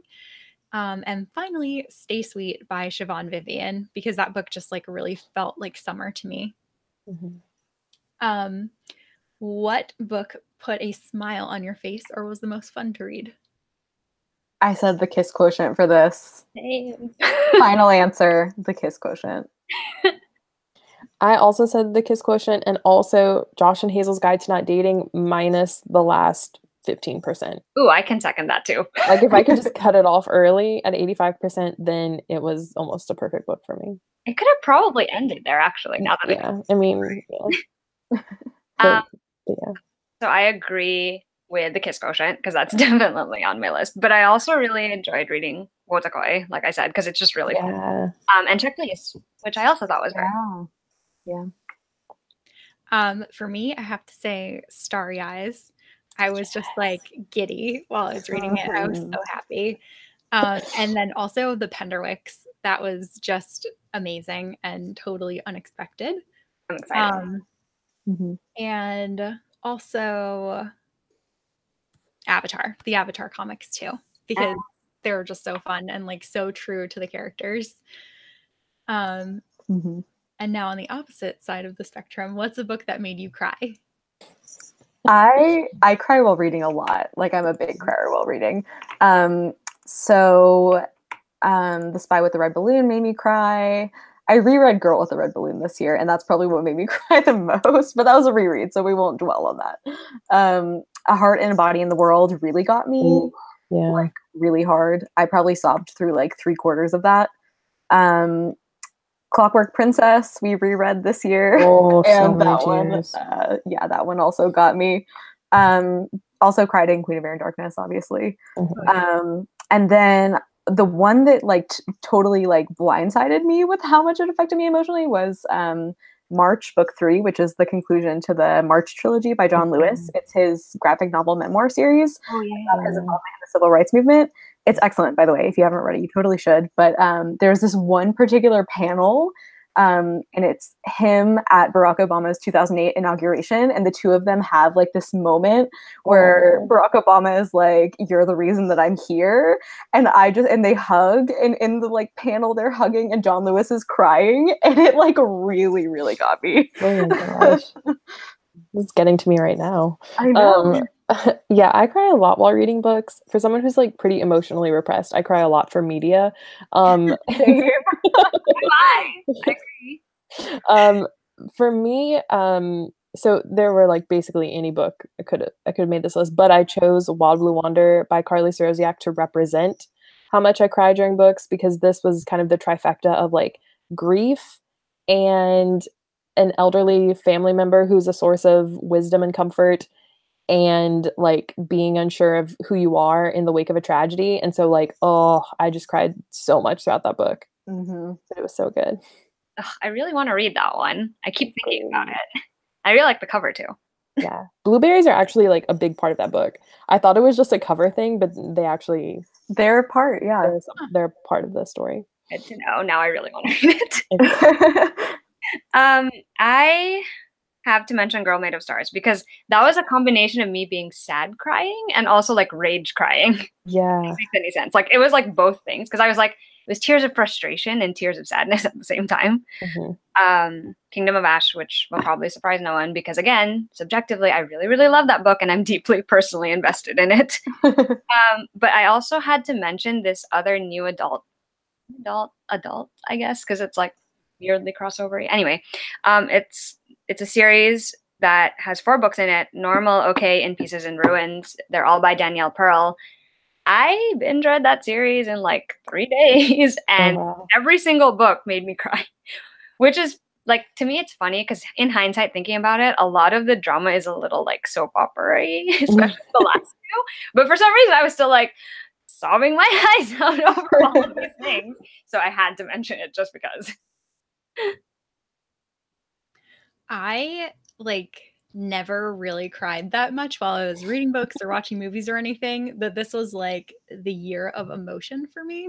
I just lost it at like the silliest little moments in books. But the things that definitely got to me the most were Kingdom of Ash, one scene in particular, which I still like tear up when I think about the beginning of Queen of Air and Darkness. Yeah. Like very trying. Like that first chapter. Yeah. Was... I'm pretty sure I texted Jane and I was like, I think I'm on page like 4 and I'm crying. Yeah. And then also Starry Eyes at the toward the end really got me too. And The Lying Ones. What was your hidden gem of the year? I said Wild Blue Wonder by Carly Srosiak. I think it's really underread and underrated. I also said Wild Blue Wonder by Carly Srosiak. Madeline and I read this book together. I feel like half the books I read in 2018 I better read with Madeline. But this book I've heard basically no one talk about. And it just impacted me so much. And I think it's a book that has a lot of appeal and that I think a lot of people would like if they read it, but I just have heard no one speak about it. But yeah, I loved it a lot. It really left a mark on me. Actually, you two are the only people I can think of like who I follow who talked about it, which makes me sad because it does sound really good. Every time you guys talk about it, I'm like, yes, of course I need to read it. Yeah, I feel like I heard Chelsea talk about it too. Yeah, she just read it, I think this month or last. But you two are the reason why I'm like, oh yeah, definitely have to read it at some point. Mine is going to be American Panda by Gloria Chow, because I also think that is one of those books where like for a while people were getting excited about it and then everyone stopped talking about it. And I think it's because the cover is also kind of misleading because it makes her seem like she's really young, which is what a lot of people have thought. She's not. She's actually 17. She's going to college. And it's set at college, which is also unusual. So I think more people need to read it because it's just so good. Agreed. Mine, I think, is definitely going to be The Penderwicks, because I have not heard anyone at all talk about it, and it's a backlist book too, so it's like not, I guess, as relevant on BookTube, but it was so good. And also Shadow of the Fox. Yeah. I also forgot Finding Yvonne by Brandy Colbert. I feel like I hear a lot of people talk about Little and Lion, but Finding Yvonne came out in August, I think. And I'm surprised more people aren't talking about that one, because I think that it follows a main character who becomes pregnant, and she actually doesn't know who the father is. And so it's very sex positive. It's about like a real teenager dealing in a realistic way with something that real teenagers deal with often that we don't talk about enough. And I don't know, there was a lot of good commentary too on like falling out of love with something that you used to, that kind of like used to be your whole life, which I think is like why that resonated with me a lot too. Because for her, it was like music and being a musician. And I just graduated with a music degree this year, and I am not working in music. So it like really hit home for me. So I'm going to have to add that to my wish list. That sounds like really good. I got an arc of it, and it just, I don't know why, I just never got around to it. But I'm going to put it on my 2019 list. With everything else. Oh, it's my turn, isn't it? No. Is it? Oh, sorry. No, I went for a round 2. Sorry. Sorry. All got confused there. I was like, what's happening? I'm sorry. That was all my fault. Okay, so next is, what is the most unique book that you read in 2018? Bad Blood by John Carreyrou, which is a nonfiction book about the rise and fall of this tech startup called Theranos. I feel like I've talked about this book so much, but it was just a really wild ride. And it was like a piece of nonfiction that felt like a thriller because of how wild the events that this book chronicled were. And also about like 3/4 of the way through the book, the journalist who published the book becomes a player in this narrative, which I thought was also really unique. I, unsurprisingly, chose Strange Grace by Tessa Gratton because I didn't read any other book in 2018 that felt even remotely similar to this or made me feel the same way. And it was just so truly unique, even though maybe individual elements you see a lot, like in Evil Wood, you see in Uprooted and other fantasy stories, but the way it all came together and the romance element and the characters were just very special to me. I picked this book because I don't normally read a lot of this particular like genre. This is not my thing. So I had to say Sadie because I never like I don't read anything very similar to it. And even though I'm pretty sure there are probably a lot of similar things, not necessarily in YA, maybe like an adult. But like for me, like I was like, this is something new to me, which I really enjoyed. I actually put Sadie as one of mine too. And I do read more in that genre than I you know, do. I feel like you would know. It was very unique, like with the podcast element, and to like actually have a full podcast that goes along with it. And actually, DJ Life and Fiction mentioned in the comments before that there are like 30 plus actors in the Sadie audiobook. So And like, that's just wild. incredible. Wild. And then my other one is The Last Magician by Lisa Maxwell. Yeah. I never read anything set during that time in New York City. So that was really interesting. I feel like the 20s often gets talked about a lot, but earlier than that usually doesn't really get touched upon in YA anyway. So that was really interesting to me. Read book 2. Yeah, I know. I'm going to. That's on my list for 2019, of course. Well, I can finally read The Last Magician now. I'm so excited. Thanks, Kristen. I hope you like it. Okay. Who is a new favorite booktube, bookstagram, or book vlog that you discovered in 2018? I have a couple for each of these categories. So for BookTube, I said Alexa from Library of Alexa, who's a new booktuber. And she is actually from Atlanta. And I feel like her taste and mine align really well, and she's so smart, and her video quality is so incredible. I'm like mad that she's new and her videos are this good. And she like deserves a lot more subscribers than she has. And then also I said Lindsay Reads on BookTube, who I have found and become friends with this year. And Chandler from Chandler Ainsley, who I adore. And then Bookstagram are one of them. I said at Heatherful Reads on Instagram. I met her. She's also from the Atlanta area, and I met her at a book event this year.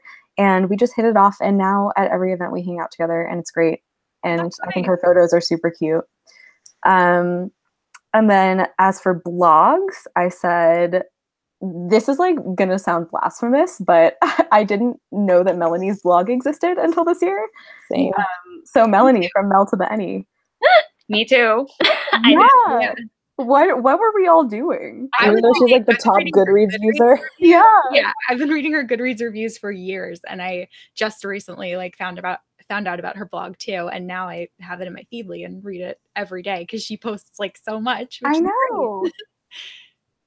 I want her to like teach a course, or like maybe just teach me how to write reviews. Yes. Her reviews are always so thorough. She always has quotes. She does a character breakdown, and I'm just like, good God, woman, if I could make my reviews half as good as she does.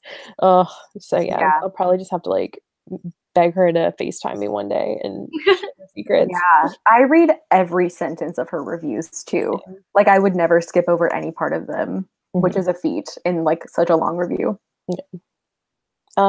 So going off of that, Melanie is one of, oh my God, she's here. Hi, Mel. Hi, Melanie. We're two at a time. But Mel is actually like a blogger that I only became aware of this year, and I now check her blog every day and read everything she posts and her Goodreads and everything. And if she recommends a book to me, I take it as gospel and like know that I'm gonna love it. And then also, to get on my soapbox a little, Madeline. Because she's also on my list. But yeah, I like Madeline and I spoke for the first time like as I was flying to New York for Book Expo on Twitter, and then I started like reading her blog. Of course, we like met and everything, and so we were friends before I had even like consumed any of your bookish content, which I feel bad saying, but like on the way back from New York, I was like reading your blog, like 6 months worth of blog posts, and then like watched all your old videos, and then you started posting again, and then you became my best friend. And oh my God, I did not know this. Yeah, straight up. Because Chelsea and I were like, oh, do you want to get lunch with us? And I told Chelsea, I was like, I've never met her before, but we've talked on Twitter for like 2 days, and I think she's going to be a great friend. Let's go to lunch. Oh my god, amazing. I told Chelsea, I was like, I want to be friends with this girl. Let's go. I know. I love how that's the intro. Yeah, because I had been watching your videos for a while, and I was like, I just feel like Jane and I would really get along. And then, wow, I'm just happy I tweeted you that day. Look where we are so now. happy. Thanks to Delta for bringing us together. Honestly, shout out Delta always, but especially in this case. It's so funny. So Melanie was also on my list for the book blog because did not know it existed until this year as well, which is very sad to me considering that she and I read a lot of the same books and feel similarly about them. Yeah. I was watching her do her like top 12, I want to say, and I was like, okay, that book was on my list and I read it and I loved it, and that book is also on my list. I'm like literally exactly the same feelings. For Instagram as well, I also really like Mel's photos, but there's another account that I really enjoy. It's Lollipops and Lyrics. So it's very simple, but she always posts like really pretty pictures of classic books and pretty editions, and I really just like looking at her stuff. It's really great. Like she tends to read more classics, and she also is doing a new thing upcoming year. I think she's reading Newbery Honor books with someone else, which I think is really cool. And then for YouTube, it was actually Madeline, because I had no idea you had because I know your blog, like I've known it for a long time, but I did not realize you were on YouTube until fairly recently, aka what, 7 months ago, 6 months ago, when you came. Yeah, when you came back. That was when I was like, happy. Oh, I was like, I didn't know she had a channel, but now I know. Also, I think it was the first time we met in person, right? At Blogbound. Yeah, yeah. So that was fun too. I was like, it was right. I was like, yeah, Alexa and I were on a panel together at BlogboundCon this year. They asked me to do that panel too, but it was my anniversary, so I couldn't. Oh. Madeline, you were also on my list for YouTube because I've been following your blog for like a very long time. I think I found out about it from Lauren from Bookmark Lit. Yeah. Lauren is a good friend. Yeah. And so I've been following you there for so long, but then when I like met you at Book Expo and then found out that you had BookTube, I was very excited. So I've been watching your videos ever since. Oh, thanks, guys. I'm like speechless. Mel is also the new blogger to me for the year. And I couldn't pinpoint a new Instagram account that I found, but some of my other new BookTube people that I feel like I discovered within this year that I enjoy are Emily from Possibly Lit. Yes, Emily is like my best friend. I love her so much. So nice. I met her too at Book Expo and she was lovely. Also, I just discovered Chandler recently when you guys all did the Infernal Devices reread, and I've gone back and watched like so many of her videos. She's so entertaining. I really like her. And also Jay from Captured Words, he like really reads a lot of adult fantasy, and he doesn't post that frequently, but he puts so much effort into each video, and like he always has this like cool art and like clips, and they're so in depth, and like I would say like by far the best videos on BookTube. And do I have anyone else? Oh, and I also really like Kara from Wild Book Garden. She is, I think she's been on YouTube for about a year now, but she reads like very different things than you typically hear about, and she just articulates her feelings very well. So those were my ones. What is your favorite video, blog post, or photo you posted in 2018? I liked all of the recommendations videos that I posted video-wise. Those are always my favorites to do. I think my fall one was probably my favorite. But then as far as blog posts go, there are a couple. I did one on underrated contemporaries that I really liked writing. I did a part 2 this year to a post that I did last year during Pride Month about some more of my favorite books with female romances in them, which I always love writing those kinds of things. Yeah, those are probably my 2 faves. I said my favorite videos that I did in 2018, on one hand, it's probably any of the videos that I did around Feminist Lit February, because that's something that I'm always just like really proud of myself for doing, I guess.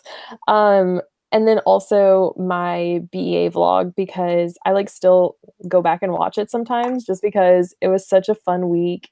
And I like immediately like was on the plane home and was like, I already miss everyone. And so it just has, beyond the fact that it's like a video that I really enjoyed making and that I think people enjoyed watching, it's a video that is just really important to me now and really special. Well, Yeah. I like that video a lot. Me too. Mine, for the non-bookish videos, I really like the Iceland one because that was just fun. It's the same sort of thing that you feel towards your Book Expo vlog, where I'm just like, I like looking back at it and I'm like, oh, there were so many fun moments and it was so good. But for the, well, I was going to say bookish and then I realized it's also not bookish. For the normal videos that Mackie and I do, I think my favorite has to be the anime recommendations ones because they're so fun to film.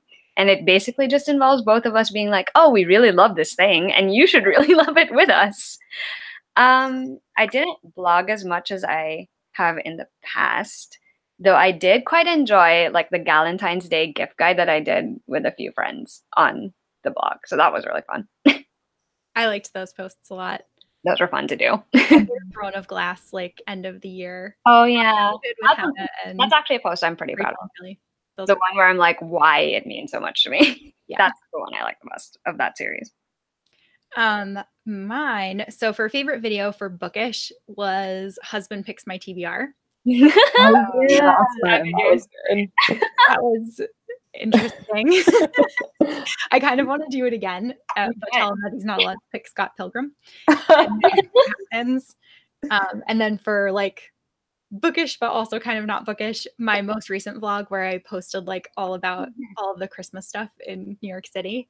That was I think my favorite thing that was so fun to watch. I'm so behind on videos. That's still on my watch later. I'm sorry, Kristen. No, it's okay. But yeah, that was like really fun. And then for favorite blog post, this was like the worst year of blogging that I've ever had. Like posts were very few and far between. But I really liked my post about the To All the Boys I've Loved Before party that me and Rachel had here. Yeah, adorable. Fun. Okay, what was your favorite bookish event of the year? I mean, I feel like we can all probably agree, like, BEA this year was so fun. Yeah. Like, it was such a good year.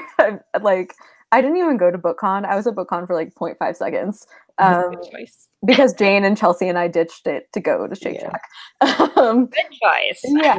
Well, we did Shake Shack and then we did the Penguin Party. And so it was, like, it's a good day. Yeah. So Book Expo was great. This was actually my first BEA. And it was just, like, so fun.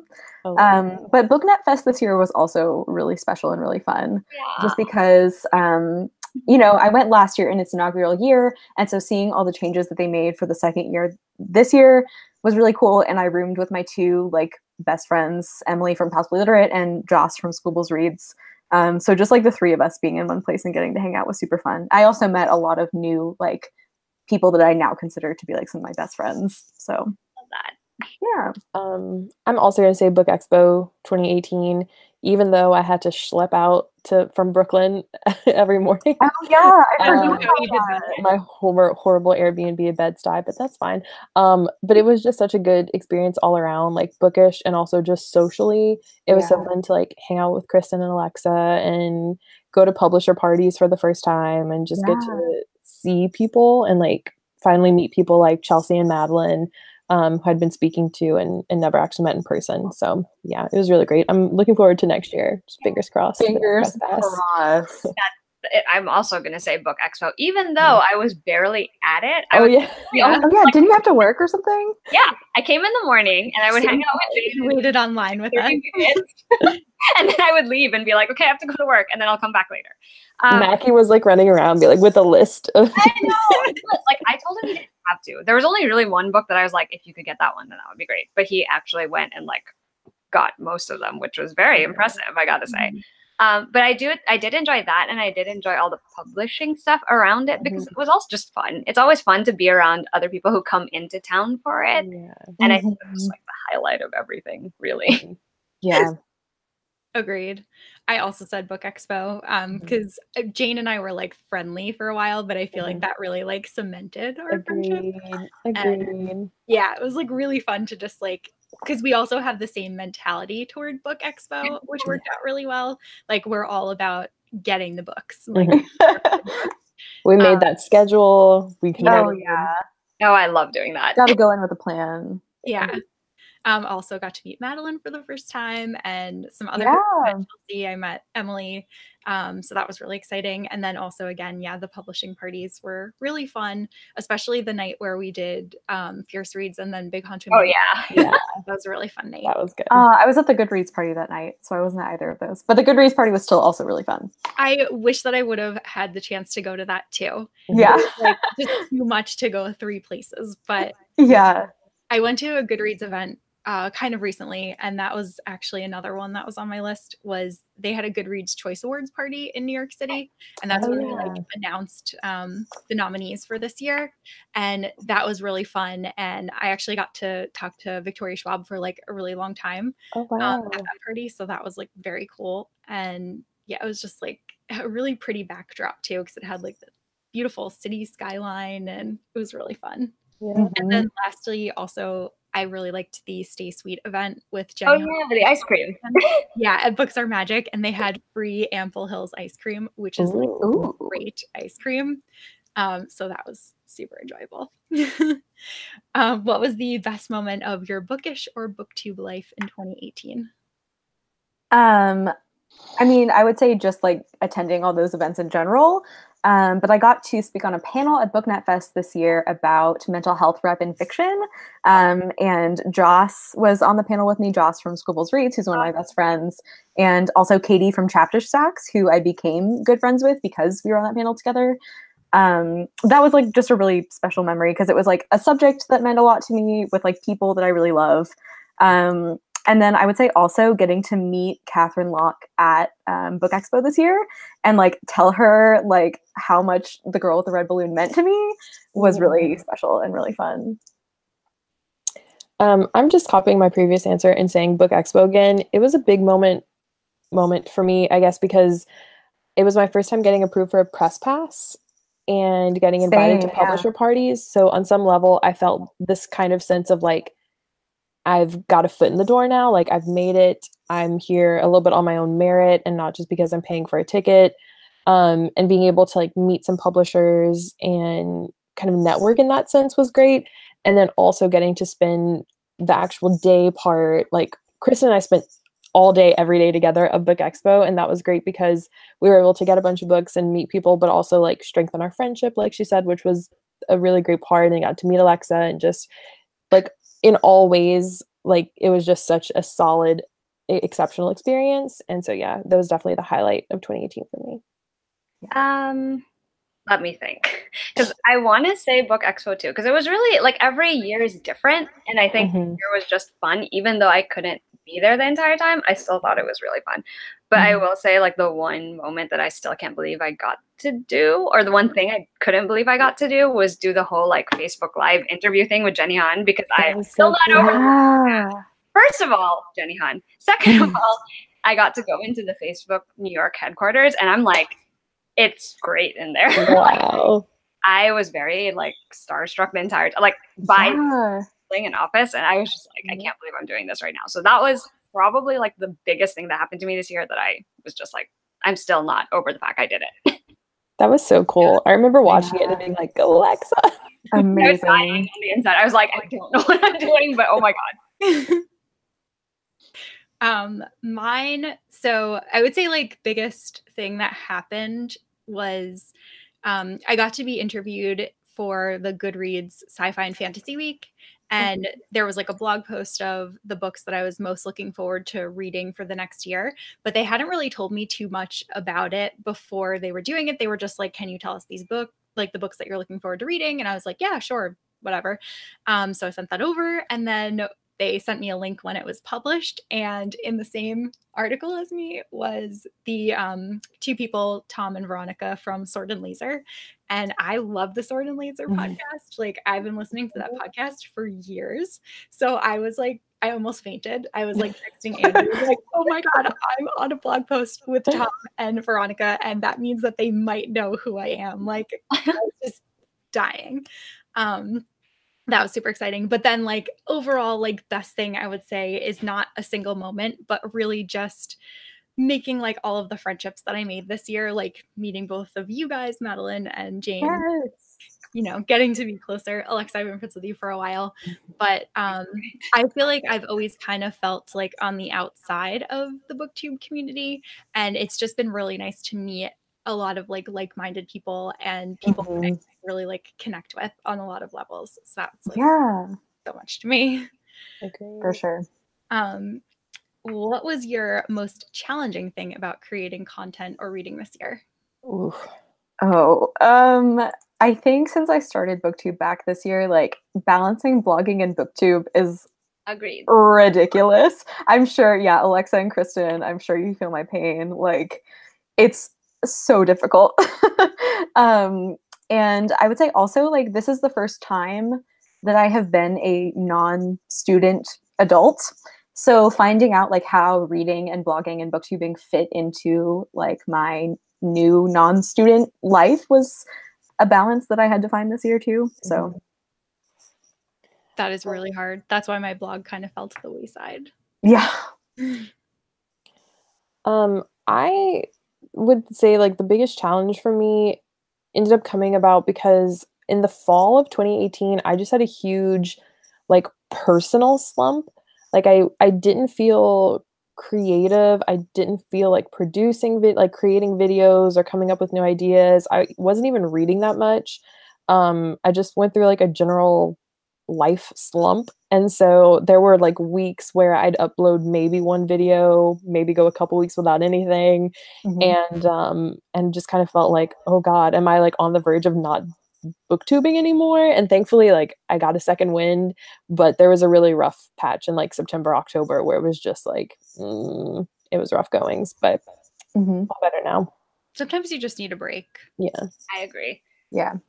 Mine is very similar to Madeline's, where it's like balancing real life stuff, like the adulting real life stuff, and you know, being online and doing the blog and doing booktube. It's very hard sometimes to like juggle all of those things, especially because this year there was like this whole, I don't even know how long it was, 3 months. It all went by in a blur, but like there was like 3 months where my work situation was not the greatest. And so I was like stressed out like Kristen knows this. Like every day I was like, I hate it.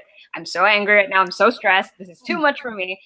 It was very like, that was the time when I was like, this is so hard. And I don't think I can do everything I want to do and do it well. So that's sort of also why blogging for me, like it's still part of my life, but it's gotten like a little, like it's a little less than it used to be. I used to blog every single day and I admire everyone who still does that, but I can't do it that way anymore. So I had to figure out like how to fit that in. Plus all the other hobbies that I somehow gained this year, which have taken up most of my life, like watching frickin' Voltron for hours. Yes. Or watching anime for hours or playing video games for hours. So I had to figure out like how to make it all work. And I think I figured it out. Like around November, I was like, okay, I think I've got it. I think I know what I'm doing now and like what I want to, or like how I want to dedicate time to each of these things. So I think like it's finally like settled, hopefully.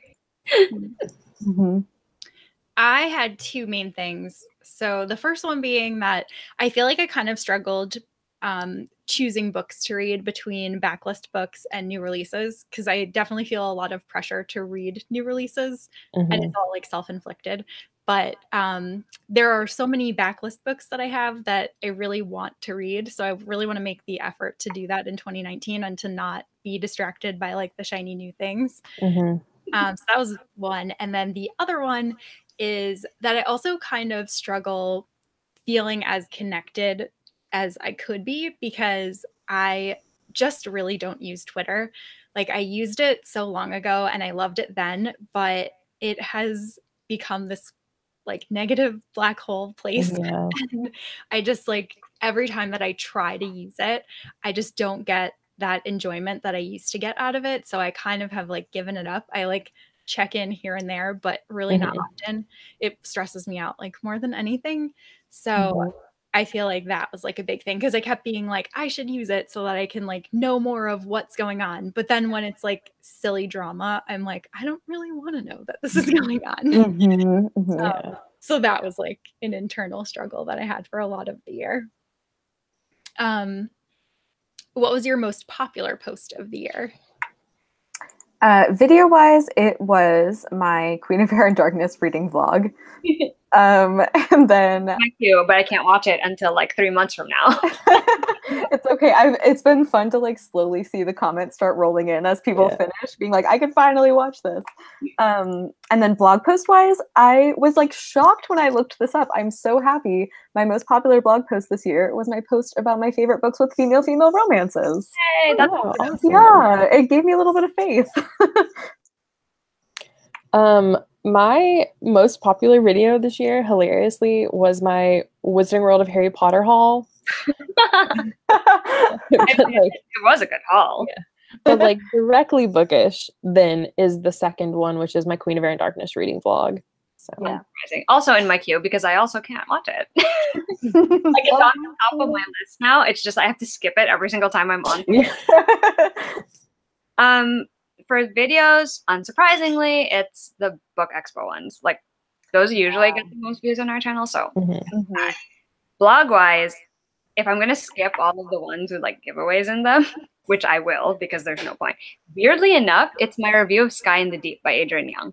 That one has so many views, and I'm not entirely sure why. I mean, don't get me wrong, I love that book, but I'm like, it's just weird because none of the other reviews got nearly as much love. That one is just like keeps getting clicked on, and I'm like, okay, I guess I really want to see what I had to think about it. You usually get the least amount of views too. That's why I was so shocked. I was like, okay, if it barring any of the other ones, which were like all gift guides or giveaways, I was like, that's the one that got the most love, which I'm like very shocked.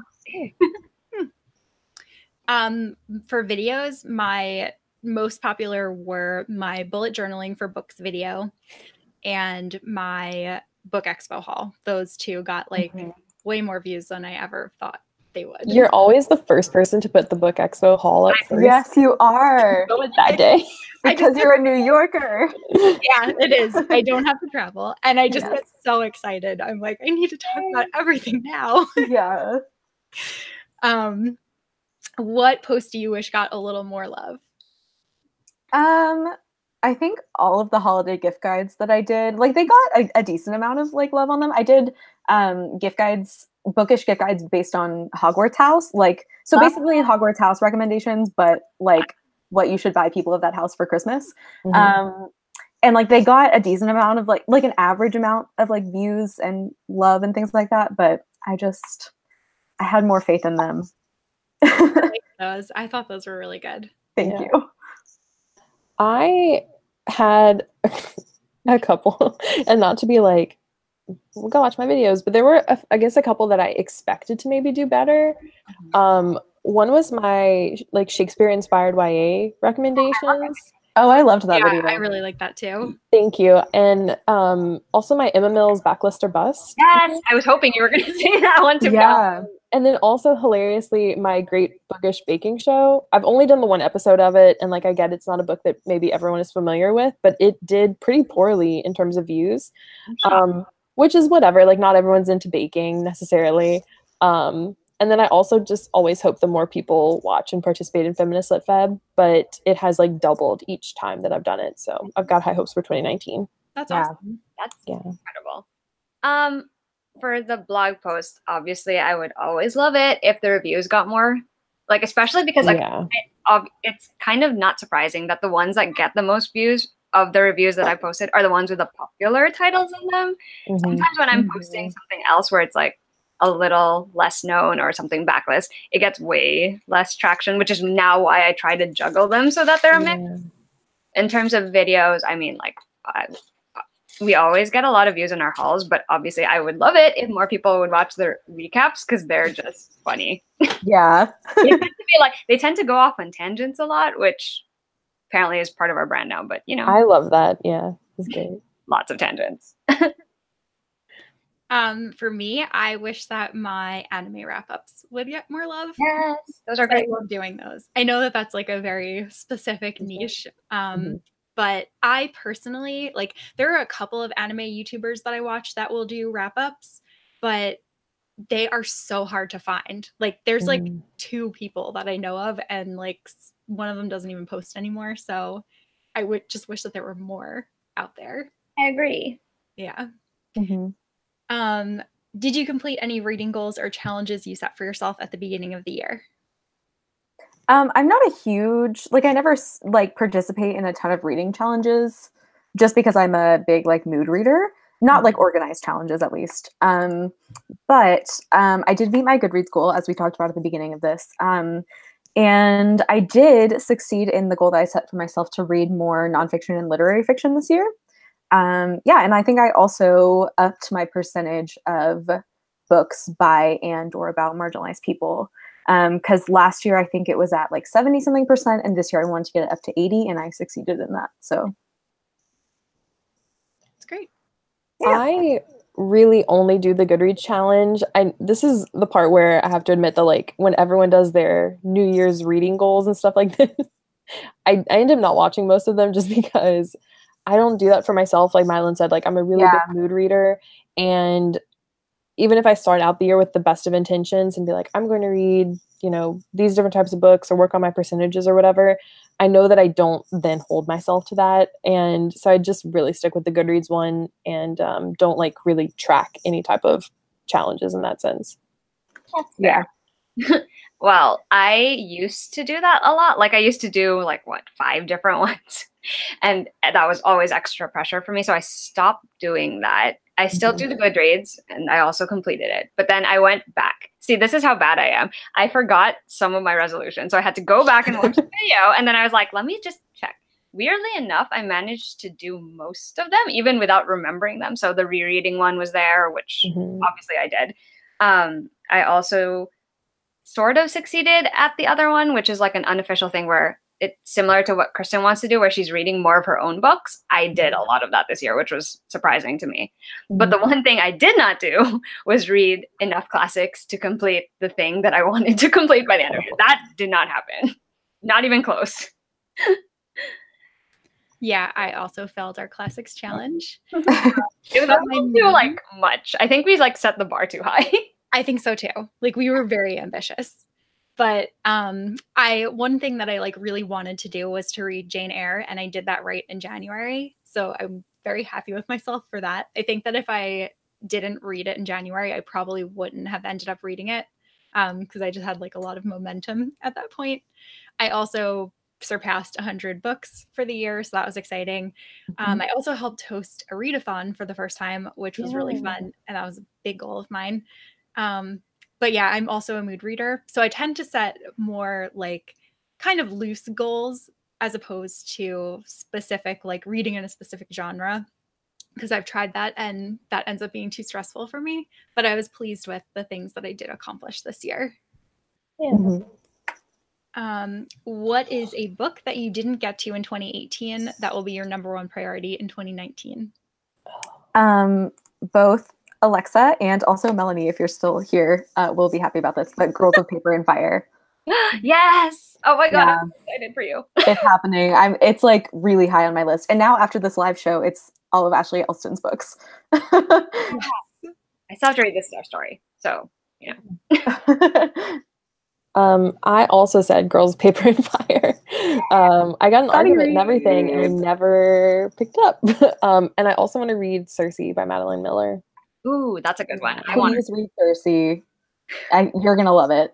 Yeah, I know that I will. I don't know why I haven't picked it up. It's the same with I hadn't picked up Spinning Silver until November when Riley picked it as her like booktuber friends pick my TBR challenge, and I had pre-ordered it and everything, and it was just sitting on my shelves. I think sometimes I just intentionally put off books I know I'm gonna love for whatever reason because I know when I get around to them I'll love them. But yeah, those two are definitely getting read very early in 2019. I approve. I think Kristen already knows what I'm going to say, but she's going to be very happy to see it because I actually have it with me. It's going to be The Name of the Wind by Patrick Rothfuss, which I have had on my TBR for like, I don't even know how long. Very long, since you've known me. And it's so massive. Let's be real. Like, it's really intimidating, which is why I'm going to read it as the first thing I read in 2019 so that I can actually finish that. I'm so excited. I had a couple. So a classic that I didn't get to read was The Secret Garden. But like I said earlier, I downloaded the Karen Gillan audiobook. So I'm pretty excited for that. I also didn't get to read Sky in the Deep. which I need to do. Spinning Silver also. Crazy Rich Asians, I really wanted to get to, and I didn't. But Alexa and I have been discussing potentially buddy reading that. The Great Alone by Kristen Hanna. Yeah, same on that one. I have family who lives in Alaska, so I'm like very interested in reading a book set there, even though I know that will be a very sad and different experience than they have. Yeah. Oh wait, Kristen. Yeah. Then put on your TBR The Simple Wild by K.A. Tucker. I got this for Christmas, and it's because Melanie gifted it to a bunch of people that I got on my radar. It's set in Alaska. I think it's like it's a new adult romance, but not like new adult, but like good new adult, if you know what I'm saying. And I've heard like really, really good things about it. And it's set in Alaska. So I just wrote it down. And then the last one on my list was Circe. Yes. You guys have to text me when you read Circe. It's so good. Also, I think what we've learned from this question is that we have to buddy read some things next week. But you guys all read so much faster than me, so I'll just be a little bit. I've actually you've been pretty good at keeping, like, you and I read at a decent pace when we're reading together. We do, yeah. But because you are busy in your personal life, so it works out. It's like, oh, I'm only until this chapter. Okay. Yeah. No, so I can keep up. You're always before me. If it hadn't been for the fact that I was free on Friday and you weren't. That's true. What are some 2019 books that you're most anticipating? Oh man, everything. Let the floodgates open. I had to show some real restraint on this one. Yeah, I think I narrowed mine down to a top 5 for this question. So The Map from Here to There by Emery Lord, which is the sequel to one of my all-time favorite books, The Start of Me and You. What else? Chain of Gold by Cassandra Clare, obviously. The Lost Coast by Amy Rose Capetta, because it's Amy Rose Capetta and it's about queer witches in the Redwood Forest. So, like, sign me up. The Downstairs Girl by Stacey Lee. Me too. I'm so excited for that one. Yeah, that one is set in Atlanta, and it's historical fiction set here. So it's like my brand. And then Night Music by Jen Marie Thorne. I read The Wrong Side of Right by her a couple years ago and really loved it. And the premise of this book, it's about classical musicians in New York City, and like I'm here. It's my brand. Yeah, those are my top 5, I think. I also have the Emery Lord book because The Start of Me and You is also my favorite Emery Lord book and one of my like top 10 favorite books ever. Yes. Also Chain of Gold because I'm already in love with that whole crew. Serious Moonlight by Jen Bennett because I just love Jen Bennett and I need to read my arc, but it doesn't come out until April. And then finally King of Scars by Leigh Bardugo because Nick is my fave forever. Yeah. King of Scars is also on my list. Emery Lord's book is also on. Yes. Let's just say that most of the things that you guys have already said are on this list, but I'm going to mention The Bride Test, which I'm yeah, because I just need it. I'm also looking forward to The Downstairs Girl, which you already mentioned. Sorcery of Thorns. I have not read her other book, but I really want to read this one because it sounds really good. Yeah, same. Into the Crooked Place, which is Alexander Christo's next book. The Girl the Sea Gave Back, which is Adrienne Young's next book, which I'm also very, very much looking forward to. And then Ninth House by Leigh Bardugo. Oh, Ninth House. Yeah. I'm very into that one. Like, I just want to see where it's going. Oh, and Priory of the Orange Tree. I was like, I knew I was forgetting something. The Murder Weapon. How could you forget? That you I'm scared to start reading that. I feel like I need to start it soon because to get through it.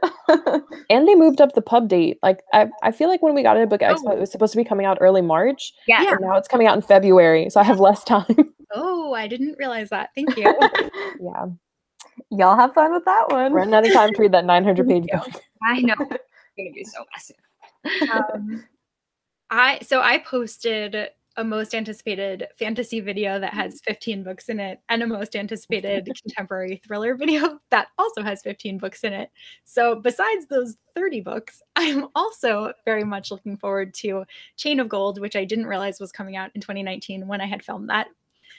Wayward Son, which got pushed up and didn't make the video because I don't know how I forgot it. Soul of the Sword, now that I'm obsessed with Shadow of the Fox. The Bride Test, now that I've read The Kiss Quotient, Mhm. and also one that I did mention in the video, but probably just overall most anticipated is The Starless Sea by Erin Morgenstern. Yeah. What about a 2019 debut that you're most anticipating? Sorry if you heard that noise. My pizza is here. For this, I said Mass Disturbance by Kimberly Jones and Geely Siegel. So they are both Atlanta authors, and Kim used to be a bookseller at Little Shop of Stories here in Atlanta. And then Geely, I just know from like going to book events and things. And it's basically it's a co-written debut, and it's set at high school in Atlanta, and it follows one Black girl and one white girl when like kind of a racially charged act of violence starts happening. Yeah, I'm really, really, really excited about that one. What was that one called, Dan? I missed the title. Mass Disturbance. Mass Disturbance. Okay. Mm-hmm. I'll see if I can link it in the chat. Awesome. I kind of had a hard time, I guess, because I don't think about which authors are debuts and which ones aren't. But I settled on Wicked Saints by Emily Duncan because it just seems like it's going to be right up my alley. I like the fantasy, real dark and real bloodthirsty. So I feel like I'm going to really enjoy that one. That one is actually on my list too. So I'm just going to throw that out there. I have a couple. I have You'd Be Mine by Erin Hahn, which just sounds... Yes, I'm so excited for that. I have an arc of that one. I need to get to it. Me too. Yeah. The Art of Losing by Lizzie Mason, because I love Lizzie. Like it's so good. It just sounds like it's going to be really good, but I'm also terrified of reading it because of all the feelings I'm probably going to have. Yeah. We Hunt the Flame by Hafsa Faizal. Sorry, I was like about to say her name wrong. I have been following Hafsa for years, so like I'm very excited that she is finally debuting. And Crown of Feathers, which is by Nikki Paupredo, which I really mostly just want to read because Phoenix is. Right. Like literally that is like the one thing I say about the book. I'm like, it's Phoenix's. That's all I need to know. I don't really care about anything else. But apparently it has a sister element to it, which I also really, really like because I love sister elements in stories. I think that's it. Yeah. Mine also, I kind of feel like out of the loop on debuts this year. But I'm looking forward to Wicked Saints for sure. Also The Beholder by that one. Forgot about really good. It's like, I think it was called like supposed to be like the Odyssey meets Cinderella. Wow. But then there's also like a bachelorette kind of element because she essentially gets sent to another country by her stepmother, who tells her not to bother coming back if she doesn't get married or like find a fiance. Wow. Just sounds interesting.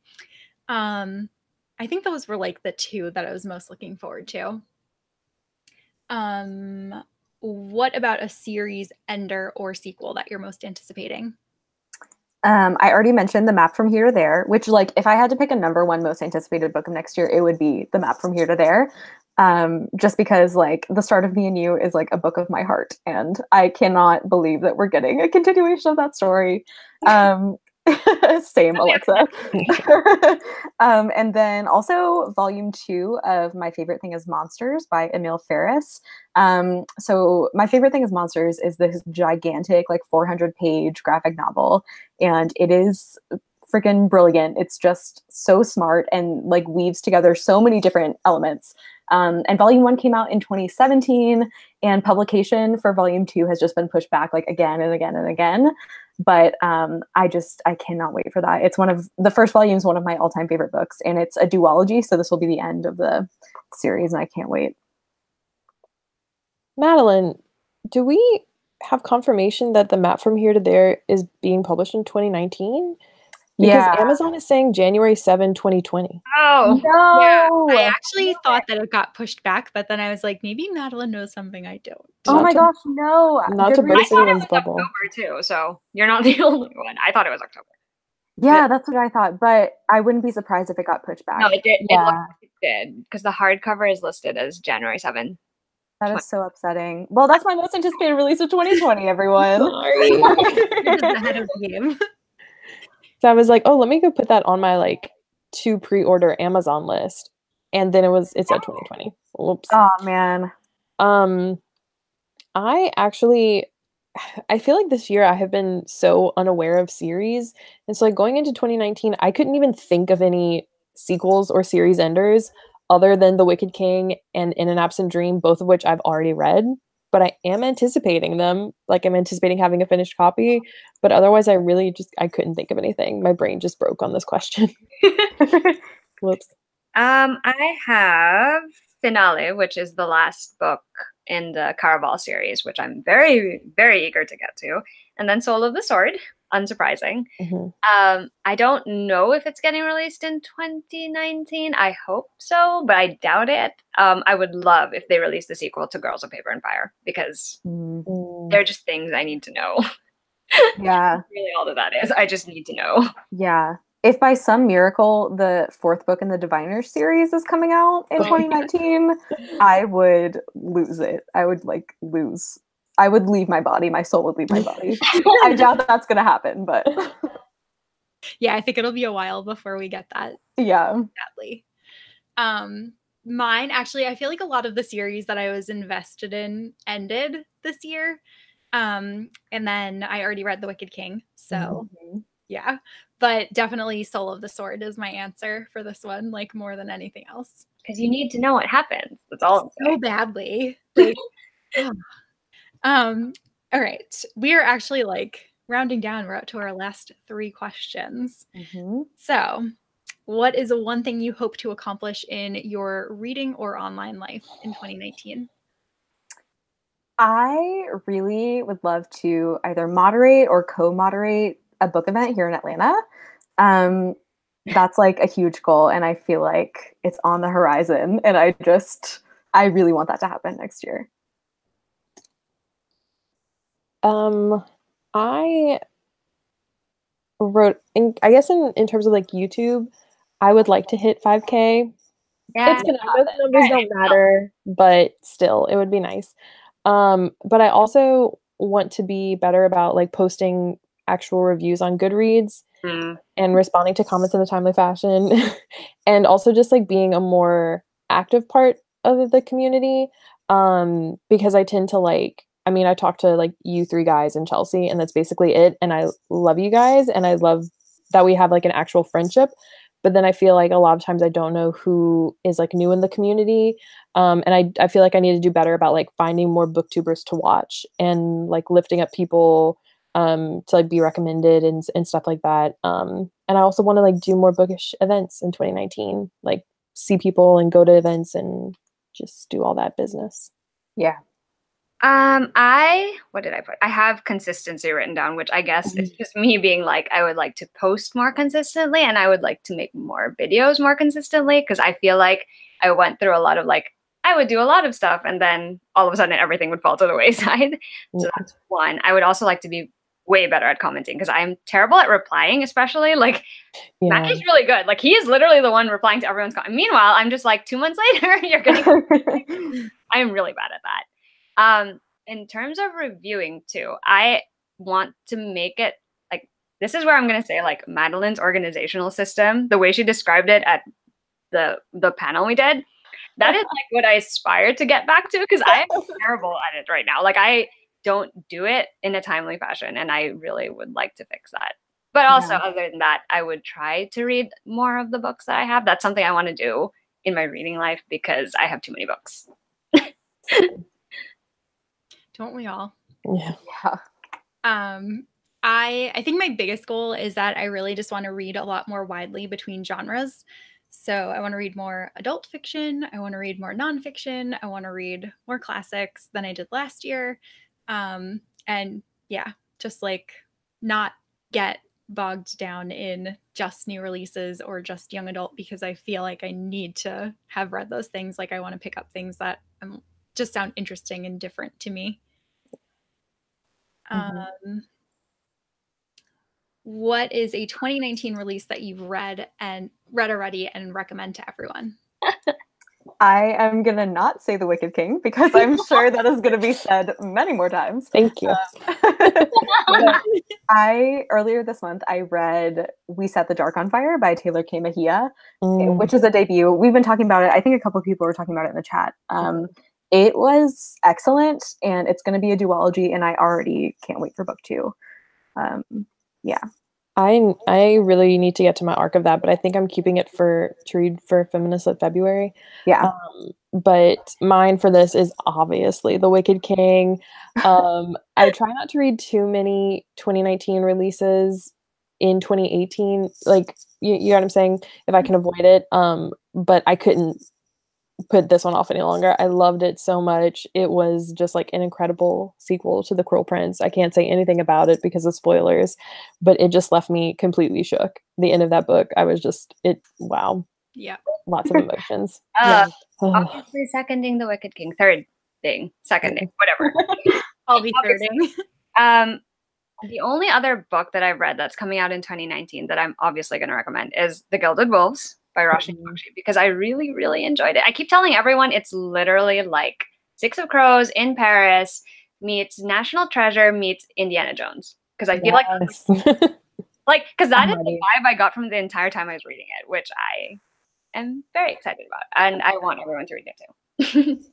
I have the exact same recommendations of The Wicked King and The Gilded Wolves. I thought those were incredible.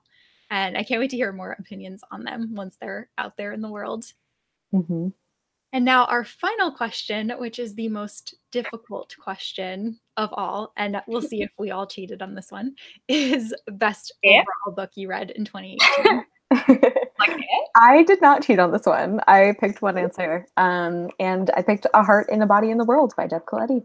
I admire the fact you picked one answer so much. Yeah, this one just really, really stood out to me. Like, it was on a different level. Just the way that it like impacted me emotionally, and the timeliness of the subject matter, and just the way that that such a difficult subject was handled with like such care and compassion by Deb Coletti. I just think it's great. Yeah. I also did not cheat on this one. And I chose, of course, Strange Grace by Tessa Gratton. It just, when I was creating my best of list, it is the one book that just completely stood apart for me. Out of the 250 books that I'll have read in 2018, that was the one that just was like, this is the best one. It impacted me. I thought about this book. The night that I finished it, I stayed up until almost 2 a.m. finishing it, and then I had a dream about that book. And it was just, like, it was all I could think about for days. It just really hit me. I guess, like, sometimes there's a book that, for kind of inexplicable reasons, you really get a connection with. And that was Strange Grace for me. Yeah. Meanwhile, I totally cheated on this one. Go for it. Well, I will say that I don't like saying I have a favorite book, because sometimes, like, for me, favorite could either be subjective or objective. So if I were going to pick subjectively, then obviously I would probably say Kingdom of Ash, just because like that has been such a ride. But if I were going to be a little more like objective about it, I think I would. There are only 2 actually, which was surprising to me since there are so many I could have said. But I will say that I love The Kiss Quotient, and it made me have faith that there are more stories like that one coming out. Does that make sense? Because I've read a lot of romance and contemporary romance and historical, like all kinds of romance, and it's hard sometimes to find ones where the characters are different or feel different. Like now it's really like it's getting better. Like I know a lot of people have a lot of different recommendations, and I have a list of them somewhere, but like that was like the book that made me feel like, oh, it's going to happen. It's going to be a thing now. Yeah. And then the other one is, shocker, it's The Goose Girl, which I have talked about multiple times, because I just really, it's like a really, really well done fairy tale retelling. And it's aged well because it's not a new release, but it's aged well. And I think like it's going to hold, like it's still going to be that good, even if I read it again, like 3 years from now. So that's the other book that I would mention. But otherwise, I loved a lot of books, which we pretty much talked about in this entire video. For me, so my original answer was, this is an impossible question and I refuse to answer. If we're including rereads, Name of the Wind would be the best book that I read for sure. Like, as you said, both objectively and subjectively, just the amount of time that he spent crafting this like incredible story, and like the amount of things that you pick up in it that you don't pick up the first time because you don't have the information yet just blows my mind. I buddy read it with Holly from Holly Hearts Books, who's actually in our chat at the moment too, and it was really fun. And I just really love that book so much. So that would be the one. But then if I were picking newer books, I would not be able to do so, and I would cheat, and I would say definitely Shadow of the Fox and Wicked King are like both two that I just love. So happy. Yeah. All right. So that was all of our questions. This is the longest live show I've ever done. Yeah, we've been going for a while. Yeah. I like it though, because we were too busy like yelling at each other to read. Yeah. Yelling because we all love the same thing. So yeah. So thank you guys so much. Like, thank you to everybody who joined us in the live chat. This was like so much fun to see what everyone was saying. I can't wait to go back and like fully in-depth read everything, because I was trying to read questions and listen and read chat. Yeah. But yeah, like I don't know, I had a lot of fun. So thank you. Me too. Yeah. Yeah, thank you for having us. Of course. And don't forget to go and subscribe to everyone, because everyone here has amazing channels. If you want to remind everyone what they are again, or actually they can probably, they're linked in the. Yeah, you have them in the description. But just in case, if you want to see them again, you can. Oh, okay. I'm Madeline. My channel is called Novel Inc. I also have a blog called Novel Inc. And my name is Jane, and I have a YouTube channel called It's Jane Lindsay. Alexa, and my YouTube channel is one I do with my husband Mackie. It's still called Alexa Loves Books though, and that's also the name of my blog. And again, this is my channel, Super Space Chick, and I also have a blog, but I don't really post that much anymore. And Instagram is really like where I'm most active on social media. But that's it. Thank you guys again for joining me. Thank you guys so much for joining us in the chat. This was really fun, and good luck to everyone in 2019. Hopefully we'll do another one of these at the end of. That would be fun. Yes. Yes, that'd be awesome. Yeah. All right. Bye. Bye, guys. Happy New Year.